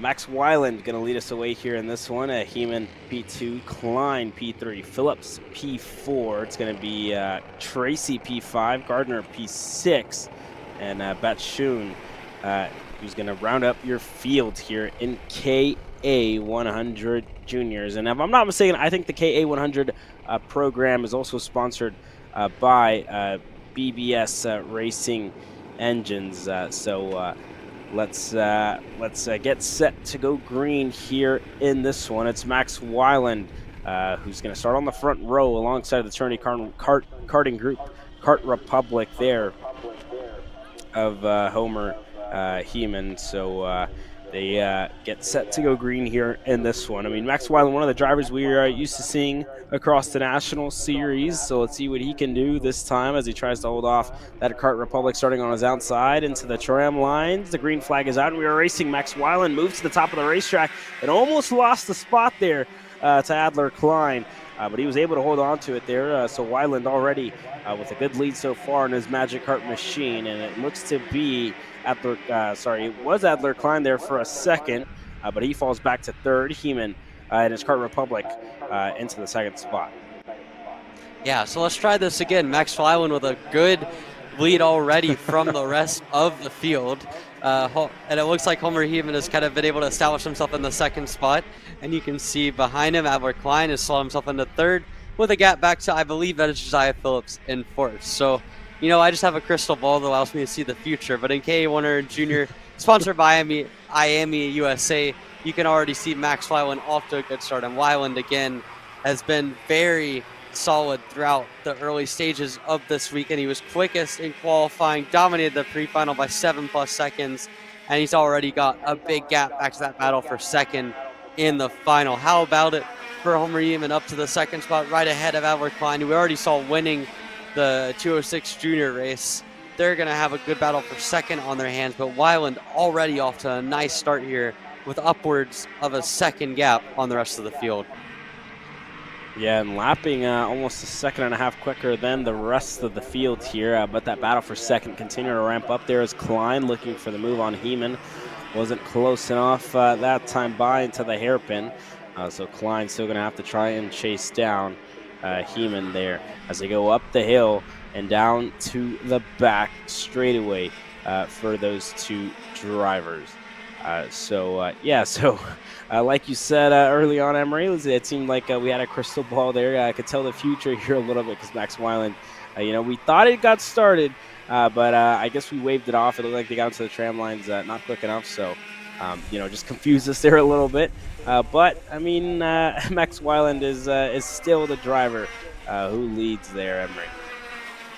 Yeah, Max Weiland continues to set the pace. Again, already upwards of 2 minutes into this race. He was purple on that lap again. 6 more tenths to the rest of the field. Heeman looks like he's going to have a big threat from behind him with Adler Klein, who is right on the bumper, pushing him. Gave him the shove there coming through the middle of the corner. Nothing doing there. Now you can see Klein into the 2nd position. So these 2 continue to fight it out for that 2nd spot.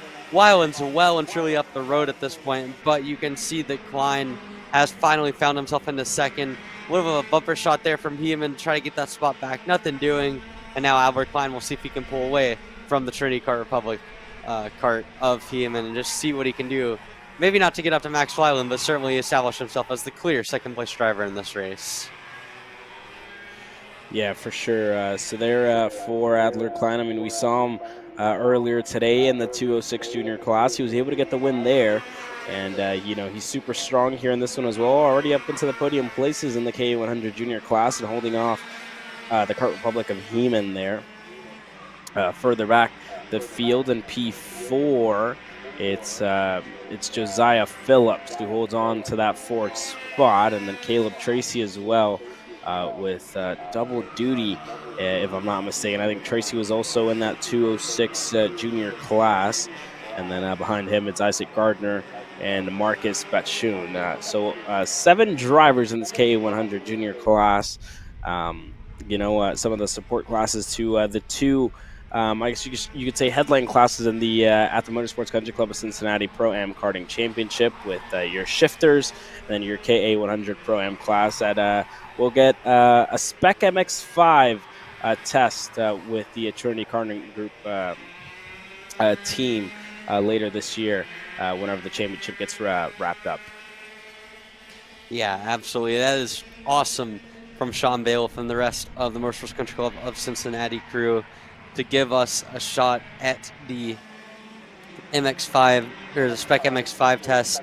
That's what you like to see in the grassroots series. You want to see kind of the incentive to continue building forward, whether it be in the karting side of things or on the car side of things. I think Sean, with his connections through what Trinity's done in the MX-5 world, has allowed him to kind of dangle that carrot a little bit up in this series as well. So really great opportunity. I think we're continuing to see the Pro-Am category of the K100 and the Pro category of the shifter build up. We have a healthy field on both this week, and I think both of them should have an exciting championship. So well done to Sean Bailiff on that package. Well done to the Motorsports Country Club of Cincinnati for putting on an outstanding club series here.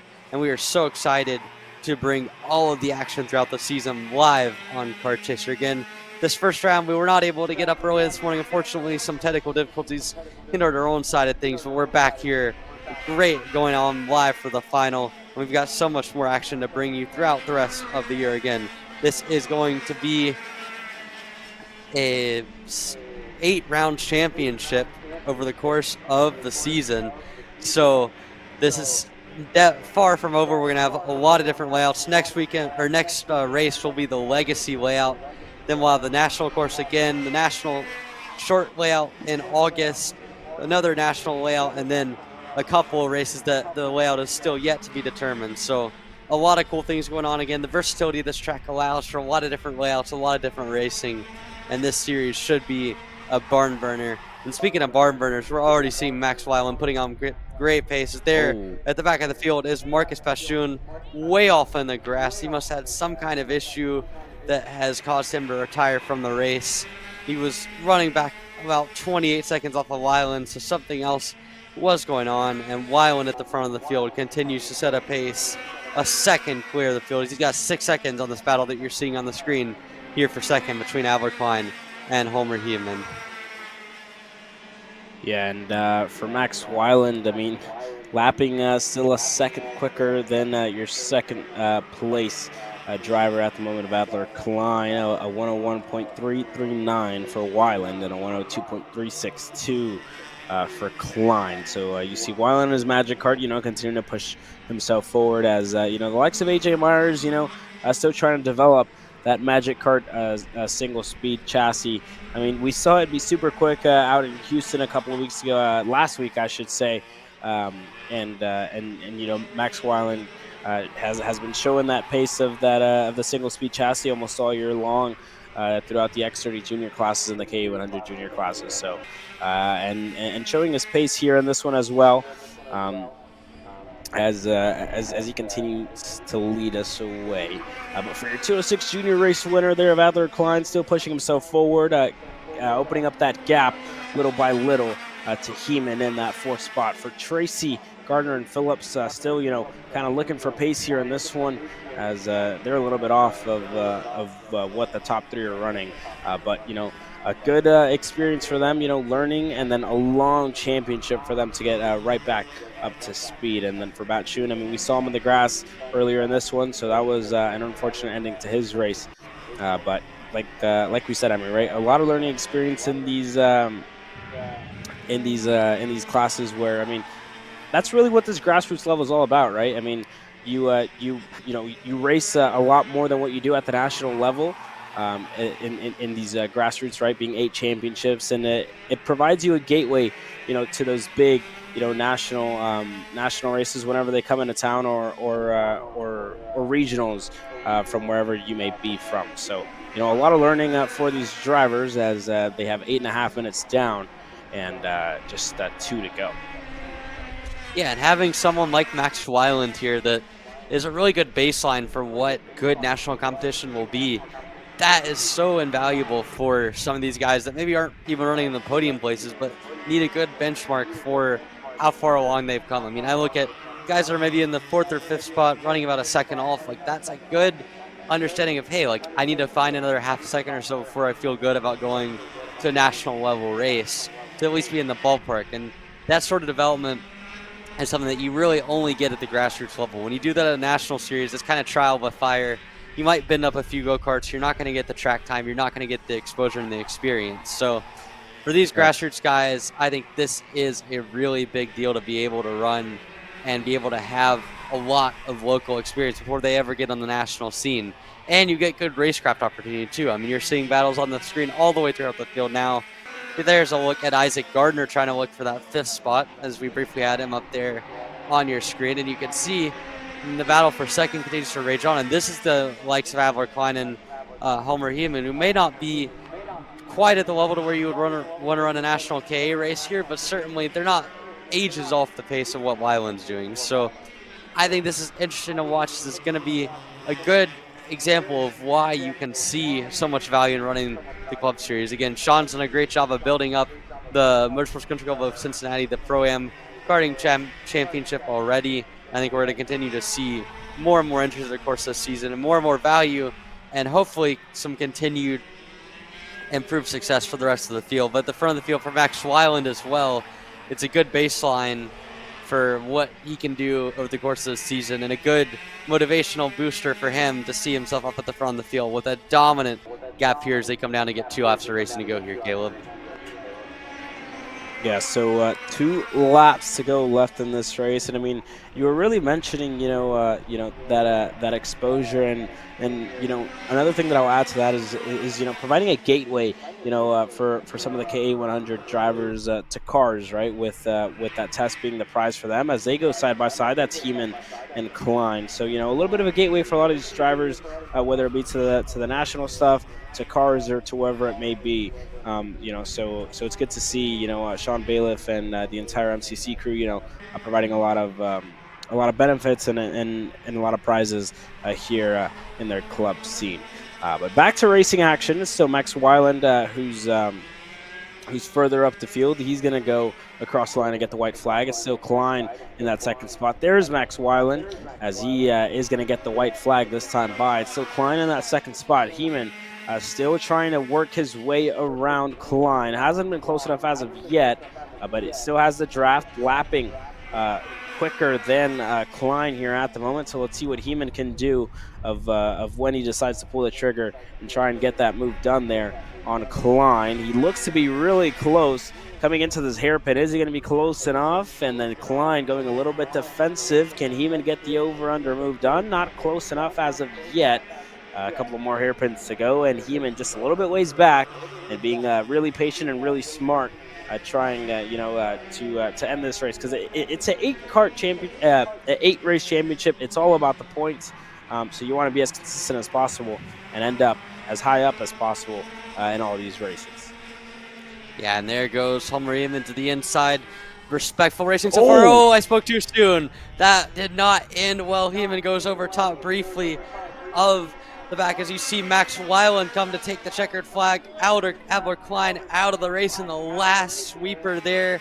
And as they come across, there goes Homer Heeman. I think he's still going to hang on to get that second spot, albeit after some massive contact on the last lap. 13 seconds back from Max Weiland as they come down. Yeah, this will be the battle for third now. And you can see after a long race, Caleb Tracy finds himself on the podium. It's Isaac Gardner in 4th.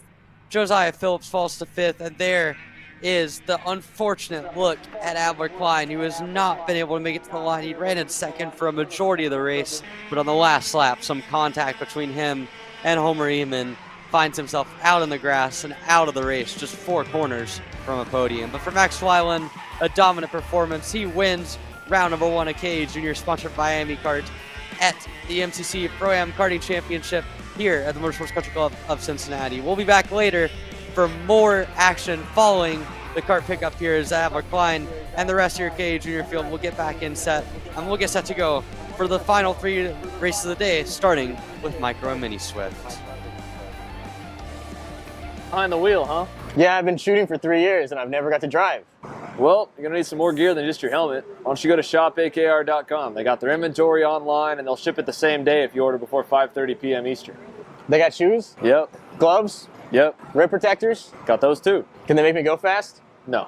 Here at Acceleration Kart Racing, we've got everything you need to get on track. What happens next? Well, that's on you. Check us out online at shopakr.com.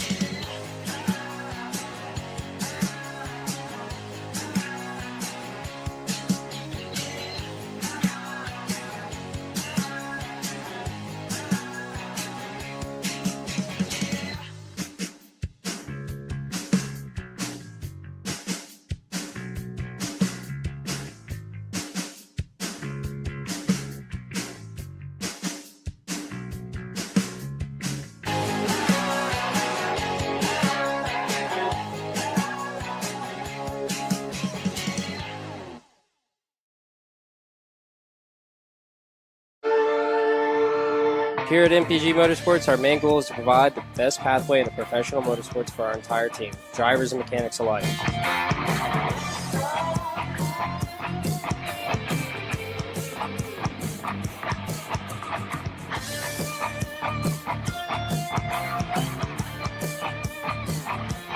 We're based out of Whiteland Raceway Park in Indiana. For more information, contact us at chase@mpg-motorsports.com. We're at a commercial break.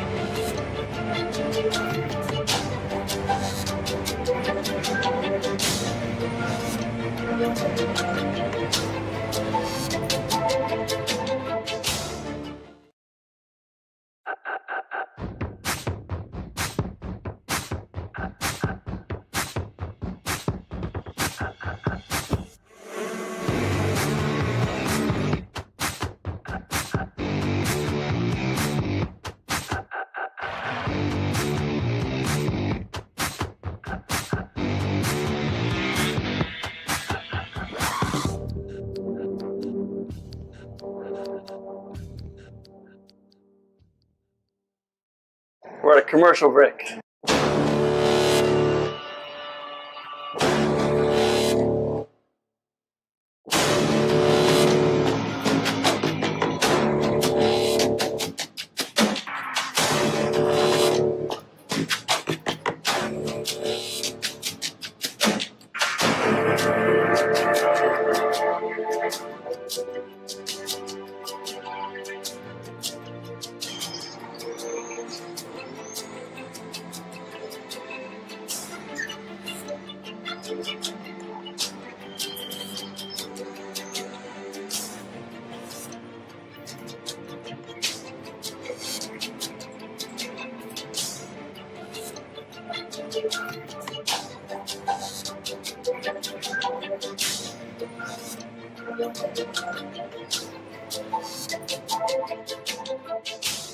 Are you ready to get behind the wheel? From Formula One to NASCAR and IndyCar, all the pros start here.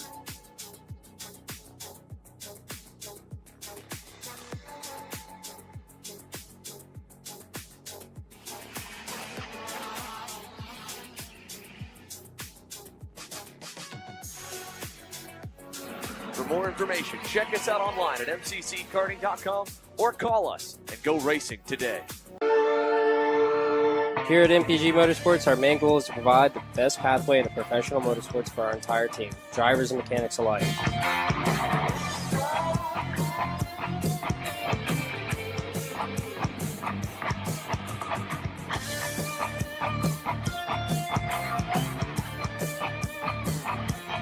We're based out of Whiteland Raceway Park in Indiana. For more information, contact us at chase@mpg-motorsports.com. Welcome back here to the Motorsports Country Club of Cincinnati. Round number 1 of the Pro-Am Karting Championship here, getting set to go for the final 3 finals of the day. It's Mini and Micro Swift, youngest competitors on our screen, getting set to do battle here on this national layout again. 10 minutes and 2 laps is the distance. And at the front of the field on the Mini side of things, Nico Kotowski gets set to start on pole position alongside Ben Gliberman, and then Alex Kutcher in third, Robert Lash in fourth, and the rest of your mini field gets set to go. And in the micro field right behind them, it's William Vitor on pole position alongside him, Drake Williamson. They're set to go, doing battle. 2 classes, 1 race, let's go. Here for the mini and micro categories, and off into the race lead already is Nico Kotowski into P1 as they get set off. And into the lead, there's a fight for the second spot between Gliberman and Kutcher. I believe that might go the way of Gliberman. We'll see as they come around the first few corners here. And at the front of the micro field, it is Hudson Howard at the front of that battle, Caleb.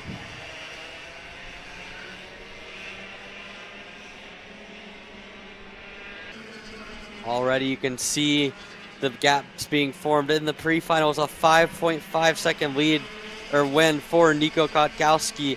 So already you can see a big gap that they're going to have to close from a pace standpoint. There you can see the U-Race kart working his way up to the front of the field. He's got about a 7 car length lead. There's a Nitro 178 machine. That is Kutcher.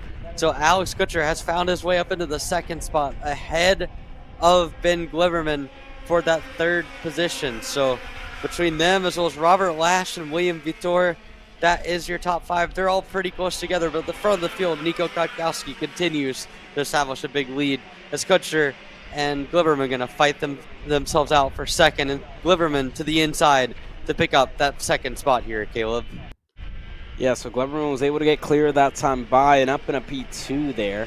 Kutcher falls back to that 3rd spot, and I'll see what Emery. A lot of familiar names here this weekend, right? You have Kotowski, Jack Kotowski racing in the Micro Swift class further back, and then his brother Nico Kotowski, who leads us in the Mini Swift class. So a family affair this weekend. Good to see, a lot of families making their way out here. I mean, we see one of the Kutcher boys, P2 at the moment in the Mini Swift class. So already 3 Kutchers that we've seen this weekend, and a lot of familiar last names. So that's good to see. As our timing updates there on the left-hand side of your screen, as Alex Kutcher there currently sits in that 2nd spot, as all these drivers continue to cycle through here in this one. Yeah, Nico Kotowski, again, has been pretty solid in the Mini Swift category all season long. We saw him in Texas, started on row number 5, a 10th place starting spot for him. He was pretty solid in Orlando as well. So this is a national level driver. And behind him as well, these guys are not slouches by any means. I would say this mini field, again, Alex Kutcher, a lot of laps around here, Gliberman as well. Both of them local drivers that have a little bit, in the case of Gliberman, a little bit of experience on the national level. And again, I mean, these are guys that you would expect to run up at the front of the field, especially with Kotowski continuing to show a lot of pace, as now he's got a 1.5 second lead. There is the look at the Micro Swift field. You can see Hudson Howard leading that one so far. He is in the number 19 machine in the Kart Republic, continuing, the FA kart built by Kart Republic, with about a 2 to 3 kart length lead. He's right there behind the rest of this field as well. So you can see them working well together. That is the 7th overall position. 8th place for Drake Williamson. and then the rest of the field cycles through. Jacob Gotkowski in the 9th position. Your 2 guys in the Briggs 206 cadet category struggling a little bit more here. Drew Schneider in 10th and Jackson Frank in 11th. But at the front of the field in micro, it's Hudson Howard hanging on against the magic cart of Drake Williamson.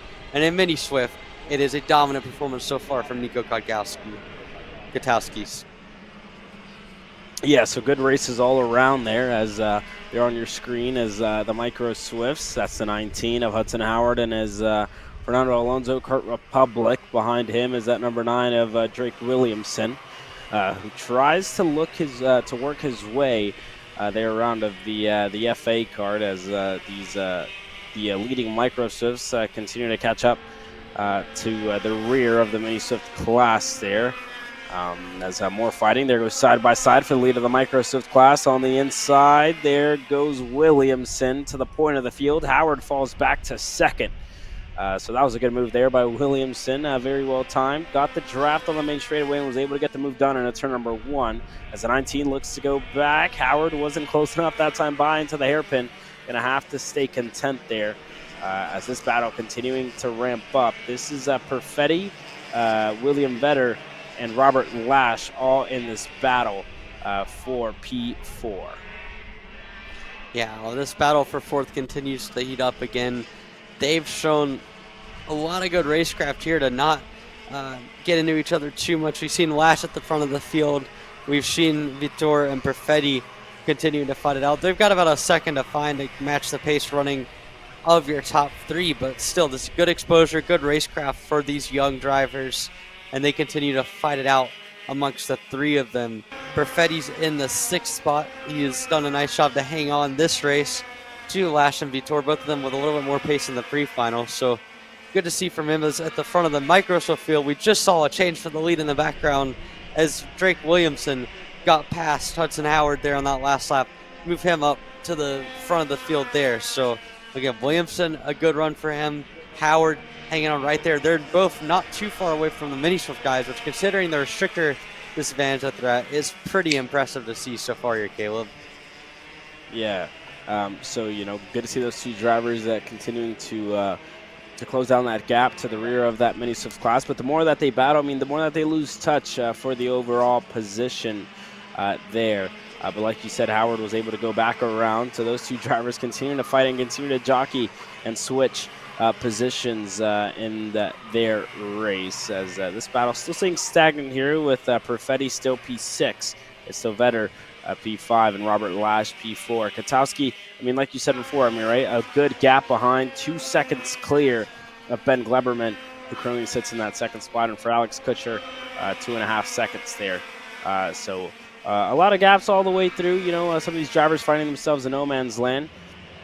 But this is your IAMI Micro Swift and Mini Swift class. Up next, it's going to be one of your 2 headline divisions where Michael Riccio is going to lead us in the shifter class coming up next. But in this one, it's still Katowski and Williamson, the 2 drivers who lead us away in these 2 youngest categories that we'll see all day long. There's Williamson and there's Hudson Howard, the 2 drivers in the Micro Swift class who continue to jockey for position for that race win.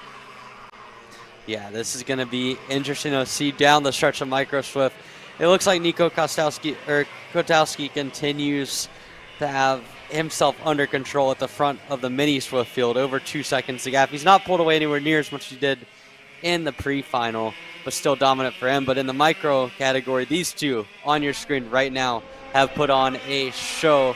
And there goes another pass. There goes Drake Williamson back to the inside, tries a move on Hudson Howard, backed out of it there. You'd like to see him push it a little bit further in, but Hudson Howard hangs on from Drake Williamson for now. But this has been an all-out scrap for that lead in the Micro Swift category. Howard hangs on with about a 3-car length lead here, Caleb.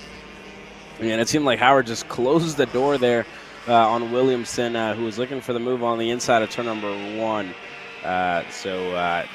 Howard was defensive there and was able to keep Williamson behind. And it seemed like we had a position change further back for the 10th spot, if I'm not mistaken. I think Drew Schneider and Jackson Frank switched positions there further back in the field. So the two of them continuing to fight. But a lot of gaps here in this one. A lot of work for some of these drivers to do to try and catch up to the driver ahead of them as the time continues to dwindle down with just over a minute to go in this one. So let's see what the lap times look like this time by when they cross the stripe. So Nico Katowski, who's quickest overall, a 1 minute 4.604 for Katowski, who's the fastest driver on track here at the moment. So we're expecting about 3 laps to go when they cross the stripe. So a long ways to go for these drivers. Not long ways, but a little bit of time to go whenever the gloves get thrown off for Howard and Williamson, and they fight it out for the race win. Yeah, absolutely. Still a little bit of time left, as you mentioned, but this is where you're probably strategizing, trying to see where you can find the best advantage. So that battle's going on for the lead of the micro Swift category. In the mini Swift category, Government has kept Kotowski honest throughout this race, and even if it's not going to be enough, he's only 1.8 seconds back. So that's the battle for the lead. The battle for fourth, though, is what we're seeing right now.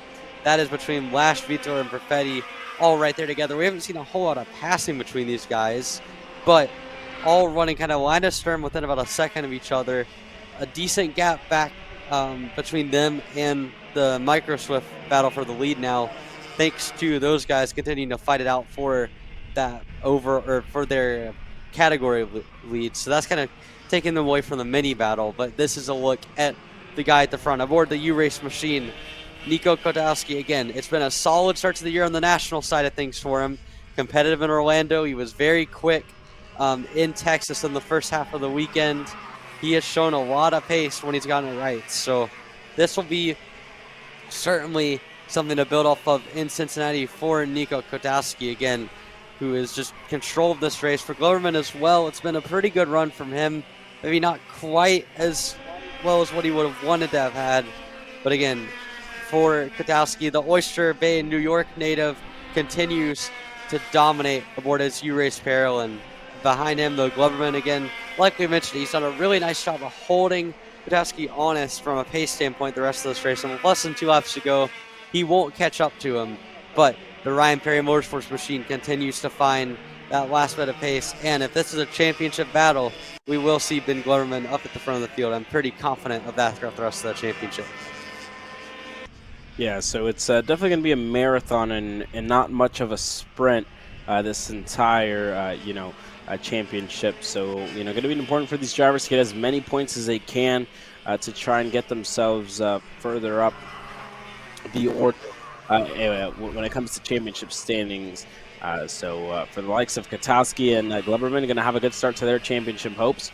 And for the likes of Howard and Williamson as well in the Microsoft class, gonna have a really good start as well, as the white flag flies in the air. So one more lap to go for Nico Kotowski and Hudson Howard, who still leads from Drake Williamson further back. But I mean, Kotowski and his U-Race machine there, I mean, we like you said, I mean, we've seen him at a lot of places, and has a lot of coaching from the likes of Diego Ramos and Kotowski. In the past couple of months has really come into his own, has really had a breakout year so far, putting himself further up the timing screens at every single event that we go. So here it seems to be like a breakout win for Nico Kotowski at the Motorsports Country Club of Cincinnati. Yeah, absolutely. And he's shown the pace. The racecraft has been kind of hit or miss at times during the national season, but he's improved a lot. Again, like you mentioned, the coaching of Diego Ramos, putting himself in the mini Swift kart at times on the cadet chassis has been fun to watch on these national weekends on Thursday and Friday, but he'll come away with a dominant win here in mini Swift. Nico Kotowski wins it here aboard his U-Race machine, and now the battle for the win in Micro Swift. It has been an all-out brawl between Hudson Howard and Drake Williamson, but as they come to the start-finish line, it's a little bit too little too late for Williamson, and how about it for Hudson Howard, who will cross the line to win in Micro Swift. A great display of racing from your top two. They put on a show for us, and it's Hudson Howard walking away with the victory here, Caleb. Yeah, so a lot of good racing. Let's run you down your finishing order. It was Katowski who took the win in Mini Swift. Gluberman finished second. Kutcher third. Lash fourth. William Vetter P5. Perfetti P6. Hudson Howard finished in seventh, first in the Microsoft class with more drivers. So there's Howard who finished seventh. Williamson across the line eighth. Second in Micro Swift. Katowski, Jack Katowski, I should say, is next to cross the line in ninth, and there he does. So Katowski crossed the line here to round up your podium. And then Drew Schneider rounding up your field here in the Micro Swift class. Been an action-packed day of racing so far. When we come back from the short commercial break, we're going to go green with our shifter class, where Michael Riccio will lead us to green. Don't go anywhere. You're watching Kart Chasers live coverage of the MCC Kart Championship opening round. Colin, I need a new 219 chain. I need a 77 tooth roof sprocket. I need some more chain lube, and I need it probably as soon as like tomorrow. Dude, are you even listening? Like, we need this to run this weekend. Want anything else? What do you mean? I already got it in the car on Acceleration Kart Racing's online store, bro. All orders over $200 get free shipping. Oh,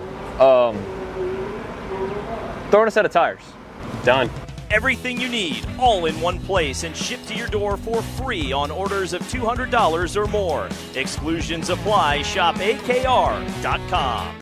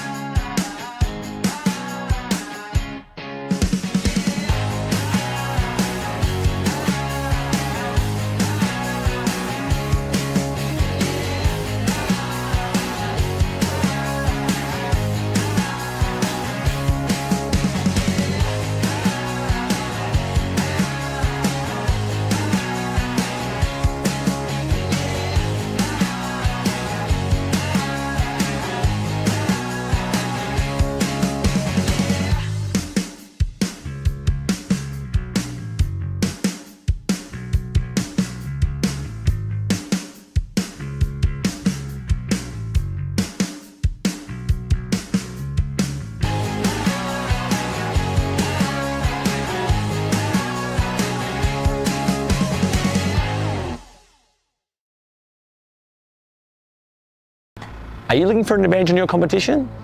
Well, Kart Class has done the hard work for you. We've travelled to your racetracks to give you the inside knowledge. So what does Kart Class offer? We've got drone footage that captures the racing lines, visual markers for your braking points, acceleration zones, and the best overtake opportunities on your racetrack, pedal cam to show you where to brake and when to accelerate, and 360-degree footage to make sure you don't miss any parts on the racetrack. We've covered 13 racetracks in the United States, and Australia, you're up next. So visit kartclass.com to get your track information. Are you ready to get behind the wheel? From Formula One to NASCAR and IndyCar, all the pros start here.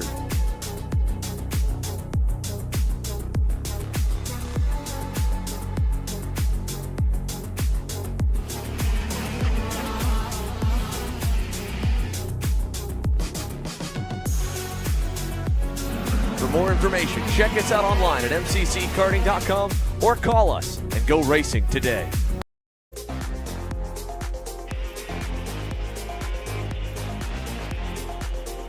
Well, welcome back to the Motorsports Country Club of Cincinnati. My name is Caleb Biesca. Alongside me here this weekend is the one and only Emery Lyda, with a lot of his long-lost cousins racing here this weekend.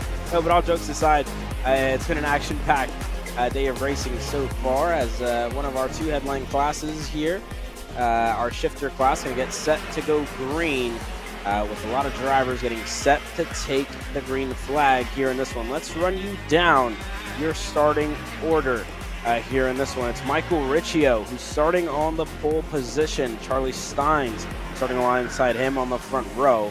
Larry Pegram starting on the second row alongside Jonathan Ocasio.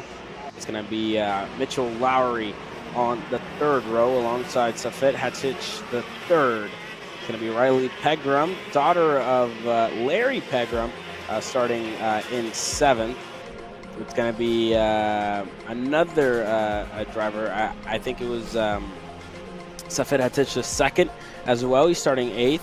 It's going to be Robertson starting 9th. It's going to be Bajoso starting 10th. Rydzowitzki in 11th. Duff in 12th. And Carroll rounding up your field here. Jeff Carroll rounding up your field here in your Pro Shifter Final. But it's been all about Michael Riccio this weekend, who has a clean sweep so far. He put it on the pole position earlier today, and he won the pre-final. So he's going to look to try and complete his sweep here of the shifter class. But the likes of Steins and Pegram will look to hold the youngster off, who got his maiden win at this track last year for the Stars Championship Series. So let's see what these drivers can do to try and deny the young Canadian and Michael Riccio. Yeah, if I am the long-lost cousin of Ben Leida and Matt Leida, then it must be said Michael Riccio looks like the long-lost cousin of AJ Myers with how he's been driving so far today. A dominant display from him. We'll see what he does here. Pro Shifter on deck here, getting set to go. We're green already, and how about it for Charlie Steins with the whole shot? Kind of caught Riccio napping a little bit there, and almost into second goes Larry Pegram. So now Charlie Steins, for the first time all day, has a shot at it. He's got the race lead. We know Riccio has the pace advantage, but for Steins, this was critical to get out to the lead early. He wins the whole shot, and now he'll try to do as much as he can to get away from the number 16 Magic Kart, who has been blindingly fast all weekend long here, Caleb. Yeah, and I tell you what, I mean, we've seen, we've seen drivers here before. A little bit of deja vu back to last year, right? We've seen drivers able to defend, the fields of 10 plus karts. As there goes one of the Kart Republics on the inside of another Magic Kart. If I'm not mistaken, I think that was Lowry who was able to get the move down on Ocasio for the P4 spot. I could be mistaken here, but we'll wait for timing to update here. And I think I was right. I think that was Lowry who was able to get the move done. Sorry, that was Hatich the third who got the move done there for 4th, and Lowry fell back to 5th. Ocasio currently sits in 6th, but there goes Riccio. Like I was saying earlier, right? Harley Keeble, all last year around this place, was able to low line the entire race and hold off the likes of Ryan Norberg and company. And this time, let's see what Steins can do to try and hold off Michael Riccio in a sophomore shifter season. A season where he's really coming to his own. Let's see what Steins can do to try and hold off the young Michael Riccio. Yeah, and Charlie Steins, kind of a Midwest legend a little bit here on the shifter side of things, has moved over to the gearbox categories after a stint in single speed. And for Steins, again, he's shown good pace at national races, not quite the highs that Michael Riccio showed at this track last year. Though, again, the maiden win at Stars, the maiden victory at USPKS, and how about it there, Michael Riccio onto the top step there. He gets by Steins, now going to go defensive into turn number 4. They're side by side through the hairpin, and Riccio hangs on again on the podium at USPKS, on the top of the step at Stars, and on the first race here for the Pro-Am Karting Championship, he's on top through a couple of laps as he gets back by Charlie Steins to establish himself as the race leader here. Yeah, something about Michael Riccio and the Motorsports Country Club of Cincinnati. The chemistry in between track and driver has really been unmatched. Because Riccio, already showing his pace here in the Pro-Am Karting Championship and pulling away little by little to Charlie Steins. So let's see what the lap times look like this time by. Not going to be too relative, as Riccio and Steins were battling that entire time. For Larry Pegram, though, a little bit of a lifeline for him. In between that battling, gets him closer to the rear bumper of Steins and Riccio, but just hasn't been close enough. And I tell you what, Steins isn't really falling off the pace from Riccio here at the moment. Still very close to Riccio and keeping him honest here, Emery, I must say. Yeah, absolutely. We know that Steins has good pace. We've seen it before for Charlie Steins, and I don't think that the start was any surprise to see him kind of take it to Michael Riccio a little bit.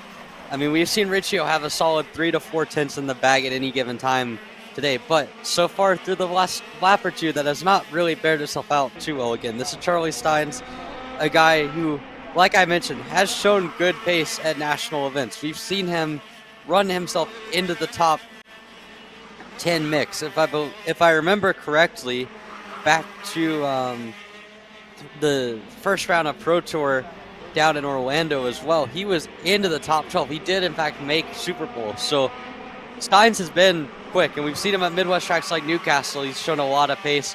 Here though at MCC, really showing the pace early, but not quite as much as Michael Riccio, who just seems to know this track really well. There's a look at another guy that has national pedigree. Jonathan Ocasio has got around Riley Pegram for that 6th position. So Ocasio again trying his best aboard the 435 Magic Machine. We'll see what he can do here.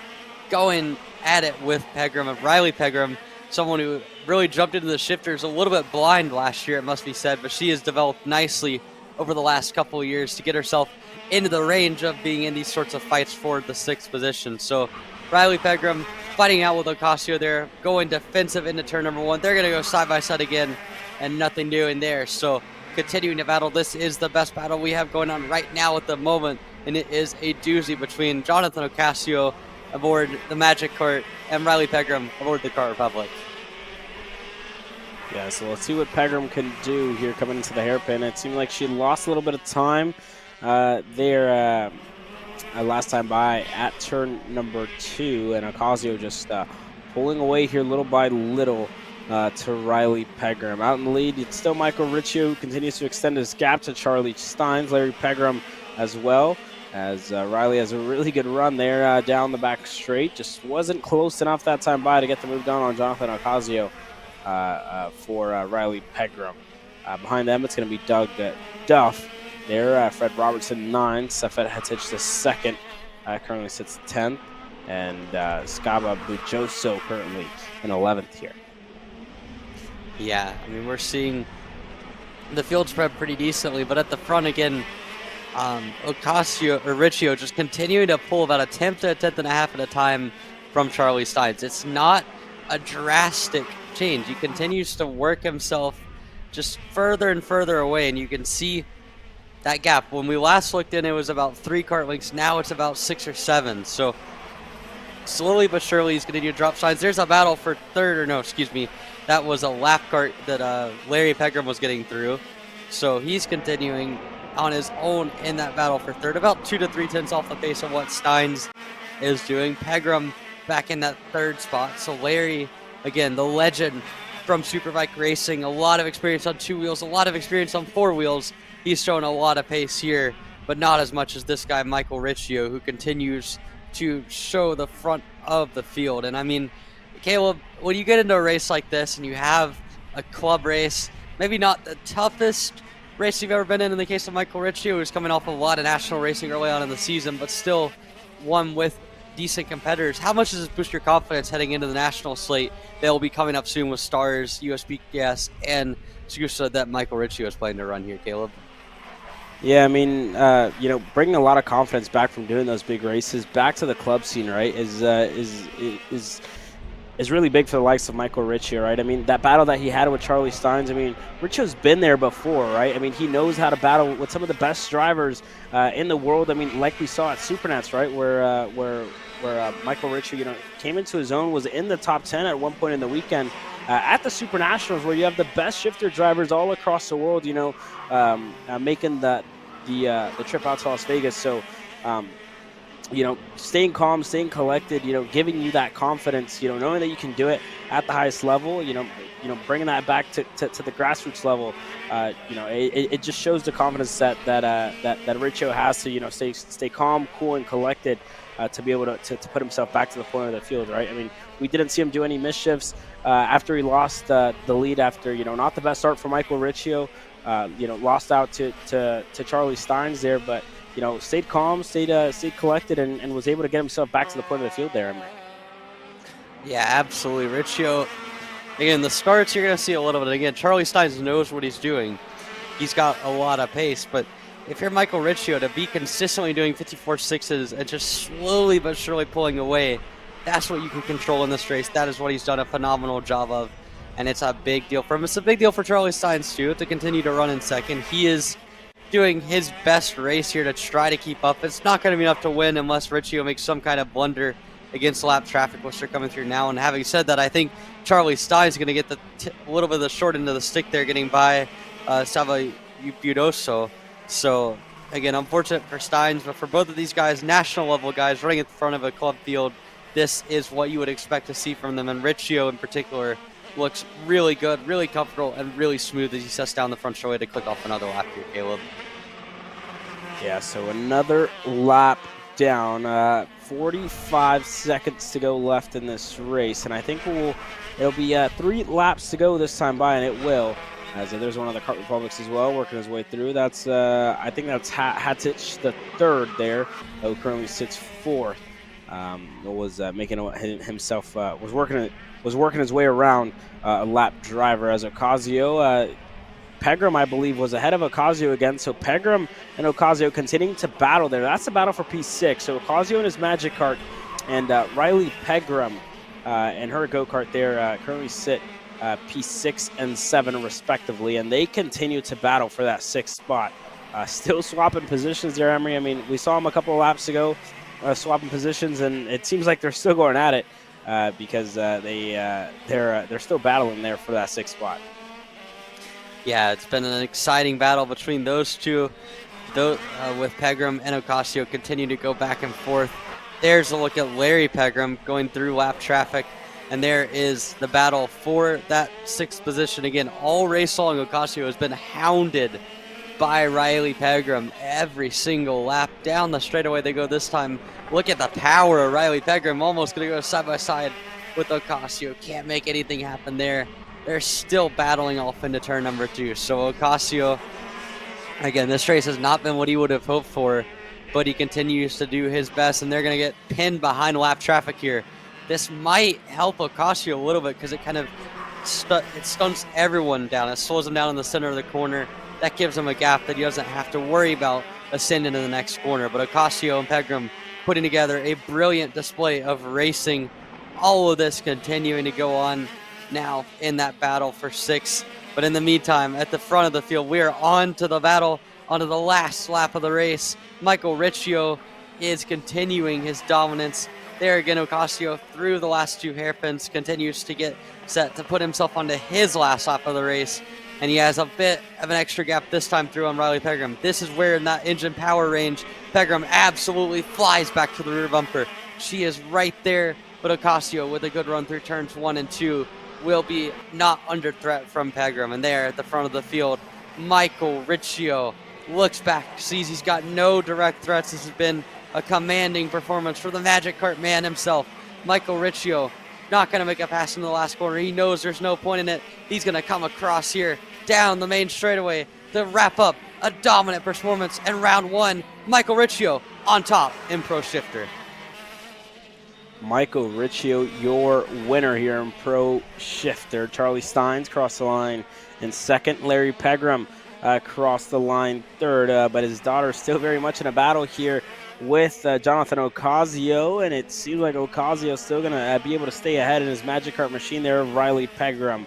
Mitchell Lowry crossed the line P5, side by side across the stripe. Who is it going to be? And it was still Ocasio who was able to stay ahead. Riley Pegram by 8 thousandths of a second. Wow, Riley Pegram 7th. And it's going to be Fred Robertson who's next to cross the line in 8th. Doug Duff, Safid Hatich the 2nd. Paul Rydowiski in 11th. Zava Bajoso 12th. And Jeff Carroll all rounding up your field here in Pro Shifter. But it was all about Michael Riccio and the 216 Magic Kart machine, who was, I guess, showing us some of his magic tricks out here in this one, because the magician was able to put it on the top step of the podium. When we come back from this quick commercial break, we're going to go green with our K8100 Pro-Am class, where earlier today, Ben Lida was able to put it on the pole position. You're watching Kart Chasers live coverage of the MCC Pro-Am Karting Championship. Don't go anywhere. Colin, I need a new 219 chain. I need a 77 tooth sprocket. I need some more chain lube, and I need it probably as soon as tomorrow. Dude, are you even listening? We need this to run this weekend. Want anything else? What do you mean? I already got it in the car on Acceleration Kart Racing's online store, bro.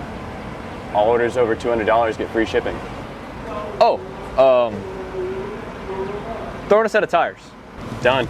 Everything you need, all in one place and shipped to your door for free on orders of $200 or more. Exclusions apply. Shop AKR.com.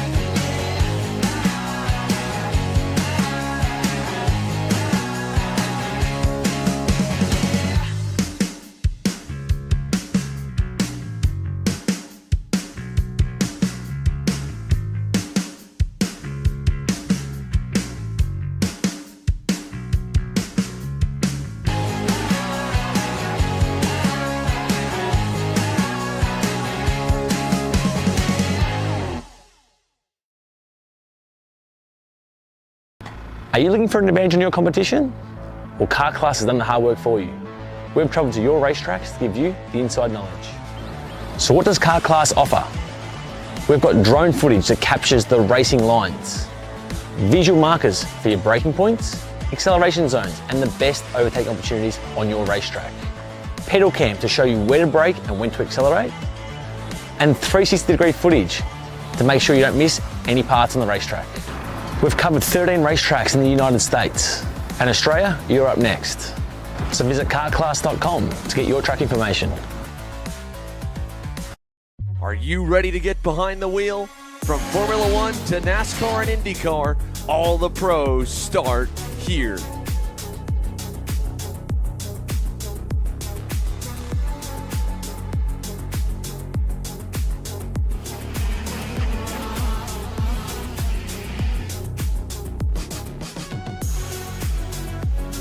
For more information, check us out online at mcckarting.com or call us and go racing today.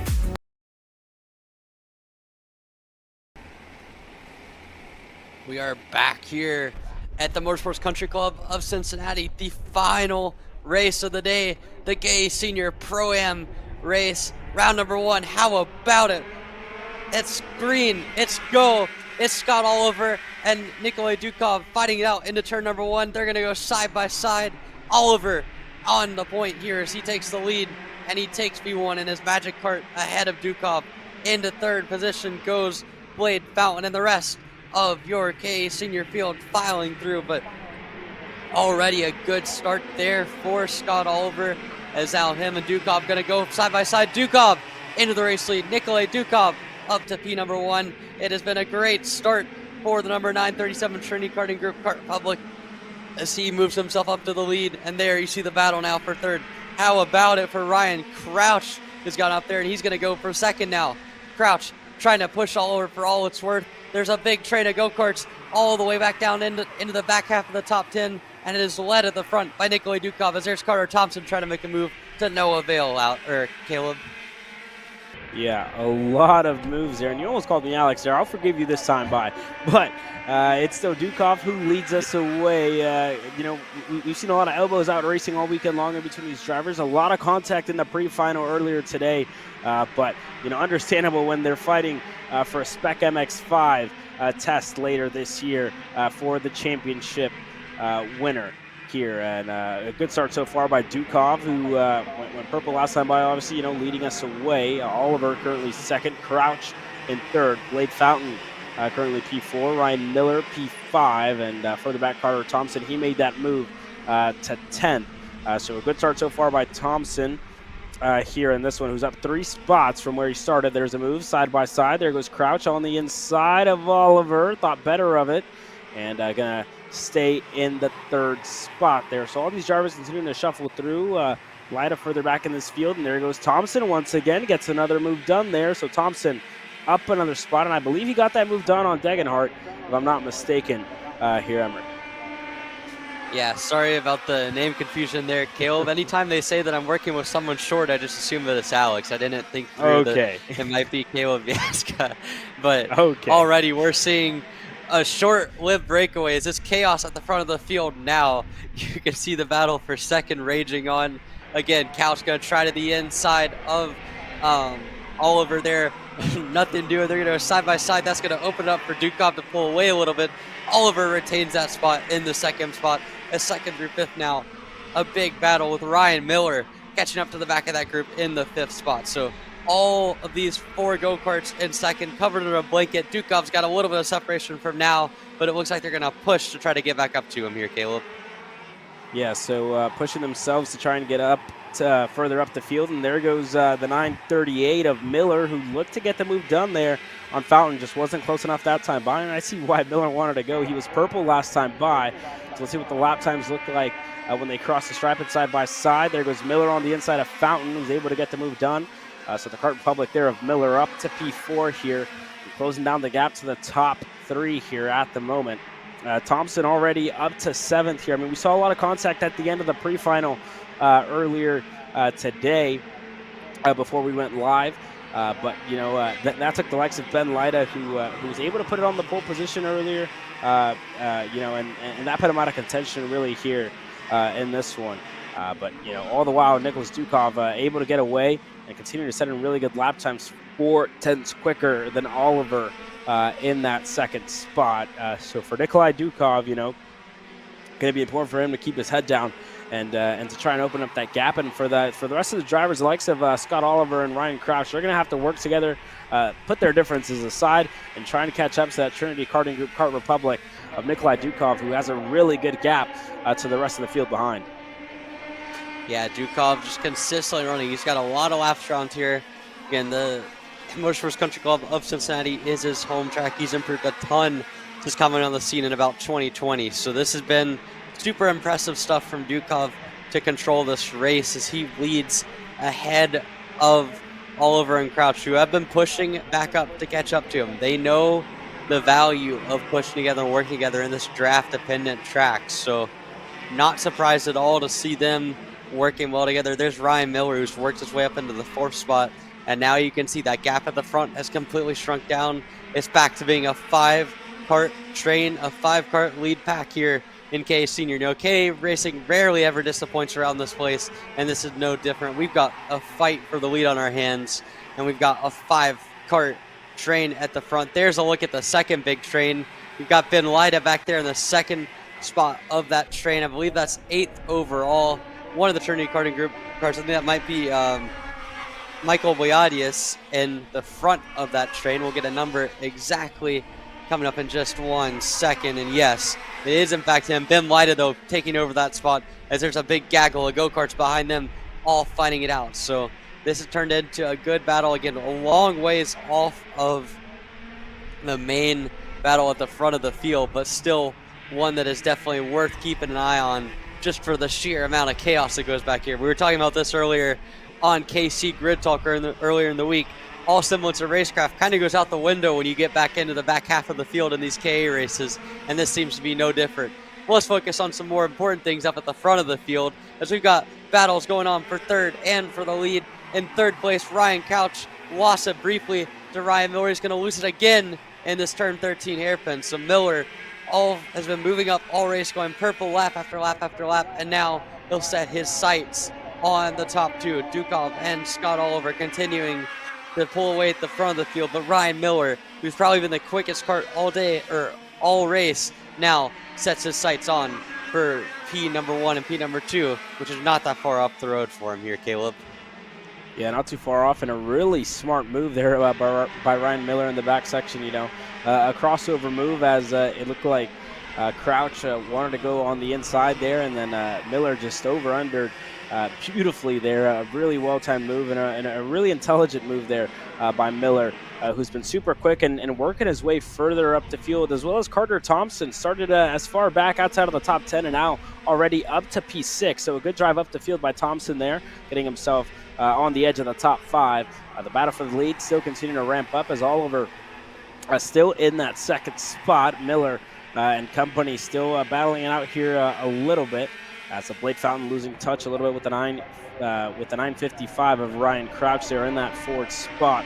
All very much still in tow and continuing to battle here in this one. As I'm not sure if Ben Lida forgot to put his transponder on or what's going on, because he's not showing up on our timing screens here. So could be issues for Ben Lida, who's running double duty here this weekend. Maybe forgot to switch over that transponder. But let's see. He currently sits in the top 10 and continuing to battle there for Ben Lida. Yeah, disappointing day for Ben for sure. I'm sure forgetting the transponder is just a minor part of that as well. He did win in the 206 senior side of things, a DNF after contact in the 206 or in the KA senior, not ideal for him. And now in the final, he's just trying to fight his way back up through the midfield scrap. But at the front of the field, what's closed back up again, Ryan Miller has been absolutely flying these last couple laps. And how about that? Scott Oliver sees that and is like, it's time. I got to go. He sees the KG kart going in from behind, and now he's going to make sure that both of them are behind him as he gets by Nikolai Dukov. And now, for the first time since the opening lap, Scott Oliver in the pole position here as Dukov comes under fire from his teammate, and they'll duke it out for second with the opportunistic Ryan Crouch looking for more in that fourth spot. They're all going to stack up here coming through turn number 4 and coming down into the kink and into turn number 6. For the first time all race, it's a bit of a breakaway for Scott Oliver in the Magic Kart here, Caleb. Yeah, so a little bit of a breakaway so far by Scott Oliver, as I think the half move there by Ryan Miller on his teammate of Nikolai Dukov really slowed them down here a bit. But the draft's going to bring him right back into play if Ryan Crouch has anything better to say of that, and he doesn't. There goes Miller.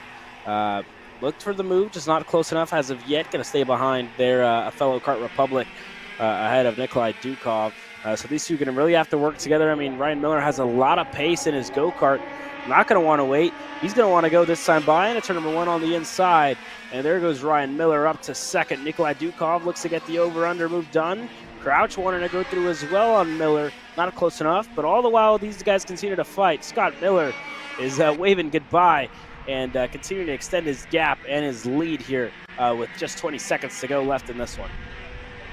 Yeah, if you are Nikolai Dukov and Ryan Miller, you have got to work together starting now, and probably starting about half a lap ago, because you've only got 3 laps left in this race, and if you don't work together, you are going to be toasted when it comes time to sort it out for the race win, because Scott Oliver has been running consistent. He's up to the race lead. He's running a pace that is not going to be easy to run down, and if these guys don't stop fighting amongst themselves, don't start blocking, don't stop getting discarded there in the case of Ryan Miller, they're not going to get back up there. So now it looks like the 2 Ryans are going to fight for that third spot, and they're going to kiss any shot they have at a race win goodbye here, as they're going to go side by side for third. Miller almost banging wheels. He gets through on Crouch as they're going to stay battling for third, and now Ryan Miller into the clear a little bit, as this battling has allowed the likes of Fountain as well as Carter Thompson to get back up into the mix for the podium as well. So what once was a battle for a possible win looks like now it's just going to be a battle for the podium between Ryan Miller as well as Ryan Crouch. So what an interesting battle that was. Kind of took them out of contention for the win, and it's left Nikolai Dukov on his own to try to chase down Scott Oliver for this race win. Yeah, so not going to be the best there for Dukov, who's just by himself there.